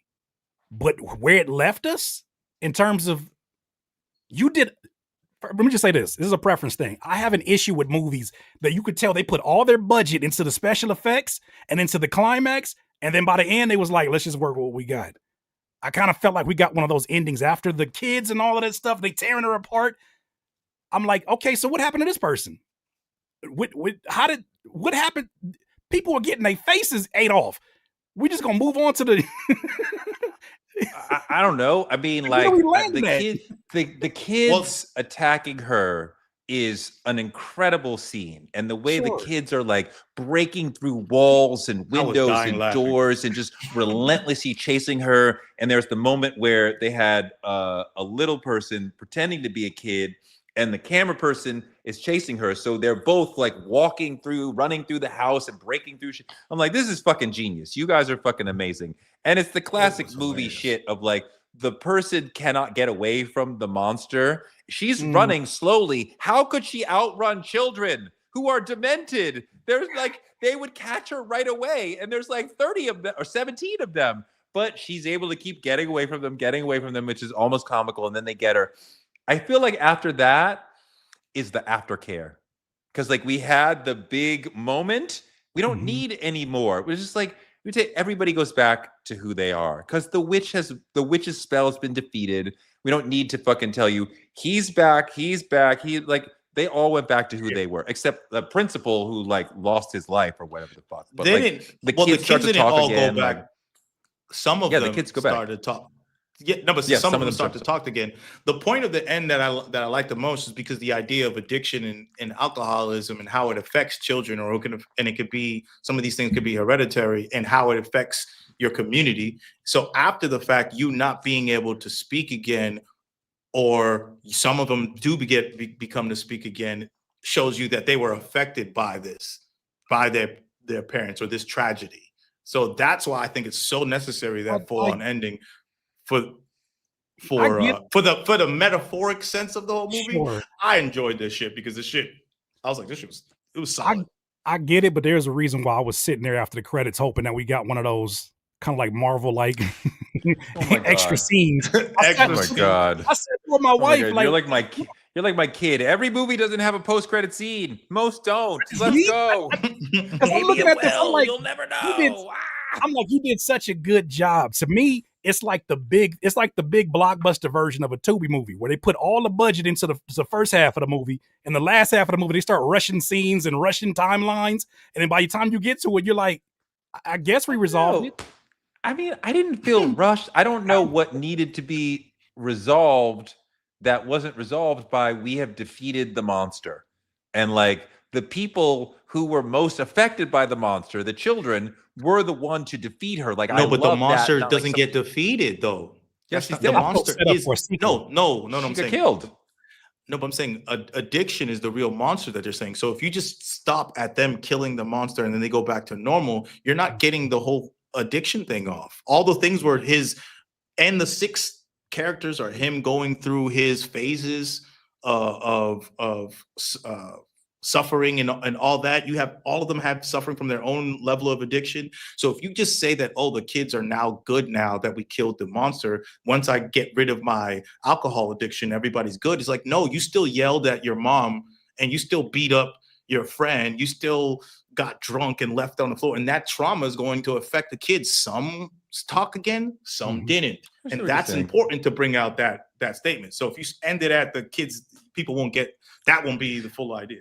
When the let's call him the crackhead was going to the police station to solve the problem, to tell them where the kids are, and the cop thought, oh, and he's chasing. I'm like, oh, this is brilliant. The cops are in the way of a solution. The community can't get out of its own way. Oh my god, like that was genius. This is like, you know, a shitty bitch ass cop, which all fucking cops in movies should be bitch ass motherfuckers. This is one of them. I was so happy when he got his face half ripped off by her. That was the shit. Got stabbed with a sick needle. He got stabbed with a he got stabbed with a sick needle, but also she fucking grated off his face with the cheese grater. Yo, this crazy. Movie is kind of gross in parts. So shit is and it's eerie, especially when you get down to that basement and them kids is all facing the other way. I was waiting for a moment like that. When I seen that, I was like, oh, now we cooking. And they're just standing there. Even the imagery of when the dad went to sleep and he was walking and trying to find his son, he was like going back through the route and he looked in the sky and saw the big... Or Josh Brolin. The actor AK-47. Yeah. The AK-47, I was like, oh, no, the imagery is strong within this one. I hope they land this one. And for me, it did. And I was like, stop setting me up for a sequel that I didn't commit to. I came to this one. I don't know if it's interesting because I do, you know, I get in that. I'd say a prequel. Of like, if the movie is real, a prequel of where Gladys came from would be the shit. I definitely like. The movie's going good. We're 75, 85% of the way. We're doing good. Like, can you land the plane? Can you give me a satisfying ending? Like, don't fuck it up now. And I feel like I was very satisfied. Once Gladys got her ass kicked and murdered by the children, I was like, I'm good. Y'all could wrap this up whatever you want. Like, I got what I needed. So that you throw a little bow on it.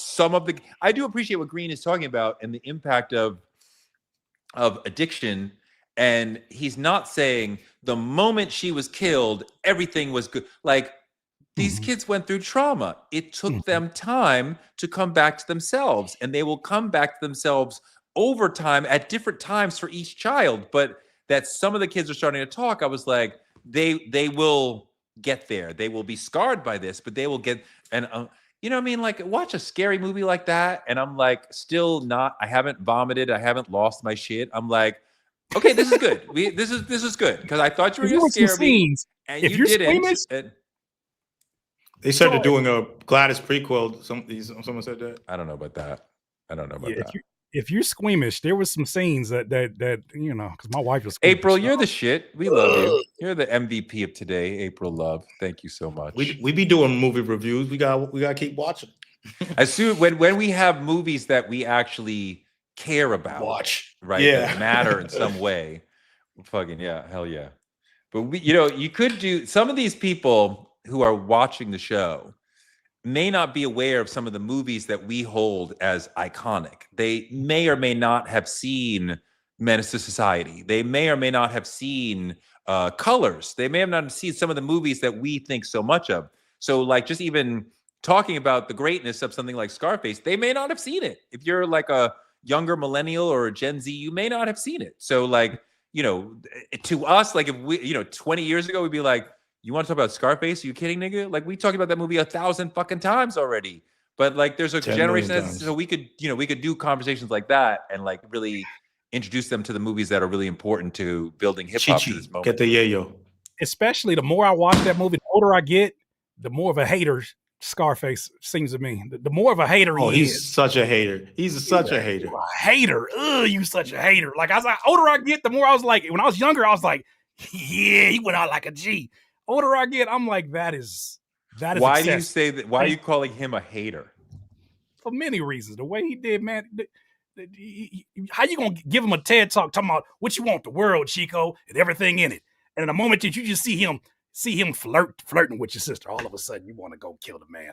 All of it, and the weird relationship he had with his sister towards the end, where it would look weird like as hell, look a little bit incestuous. It's just the way that he treated his partner that looked out for him and gave him his first big situation. He was already thinking about taking his wife. I'm like, nah, bro. You might have been a cool hater, but she was a hater. I mean, you don't want to be his partner because he's going to screw you over eventually. I think all his partners in the movie, he ends up killing or crossing and either moves up or then the last one kills him. But like, yeah, no, he's not. I mean, he'll make some money with you, but he's not a good partner. Yeah, the director of that movie or the people who made the movie, I remember they like put out like an interview or something where there was like that movie was supposed to depict him as somebody that falls apart, someone that you can't trust and all that. But then most of us received it as that nigga's hard. that nigga's the shit. Like enter the room, enter the chat. Yeah. They switched up the whole thing. He's like, yeah, he didn't give a fuck about nothing. He's Scarface. He went out like G mountains of coke. What? Mountains of coke. That man sniffed all that coke and just shot everything. And then kept getting shot and didn't go down. Yeah, at all. I mean, you have to understand that at a formative moment in hip hop history, a lot of us were sitting around watching that movie over and over. And that was a drug dealer that we could see doing his thing all the time. We heard about some of these other people, Nicky Barnes, whoever, but we ain't see them all the time. We saw Scarface all the time. On the low, we wanted to be like him. We wanted to talk about him.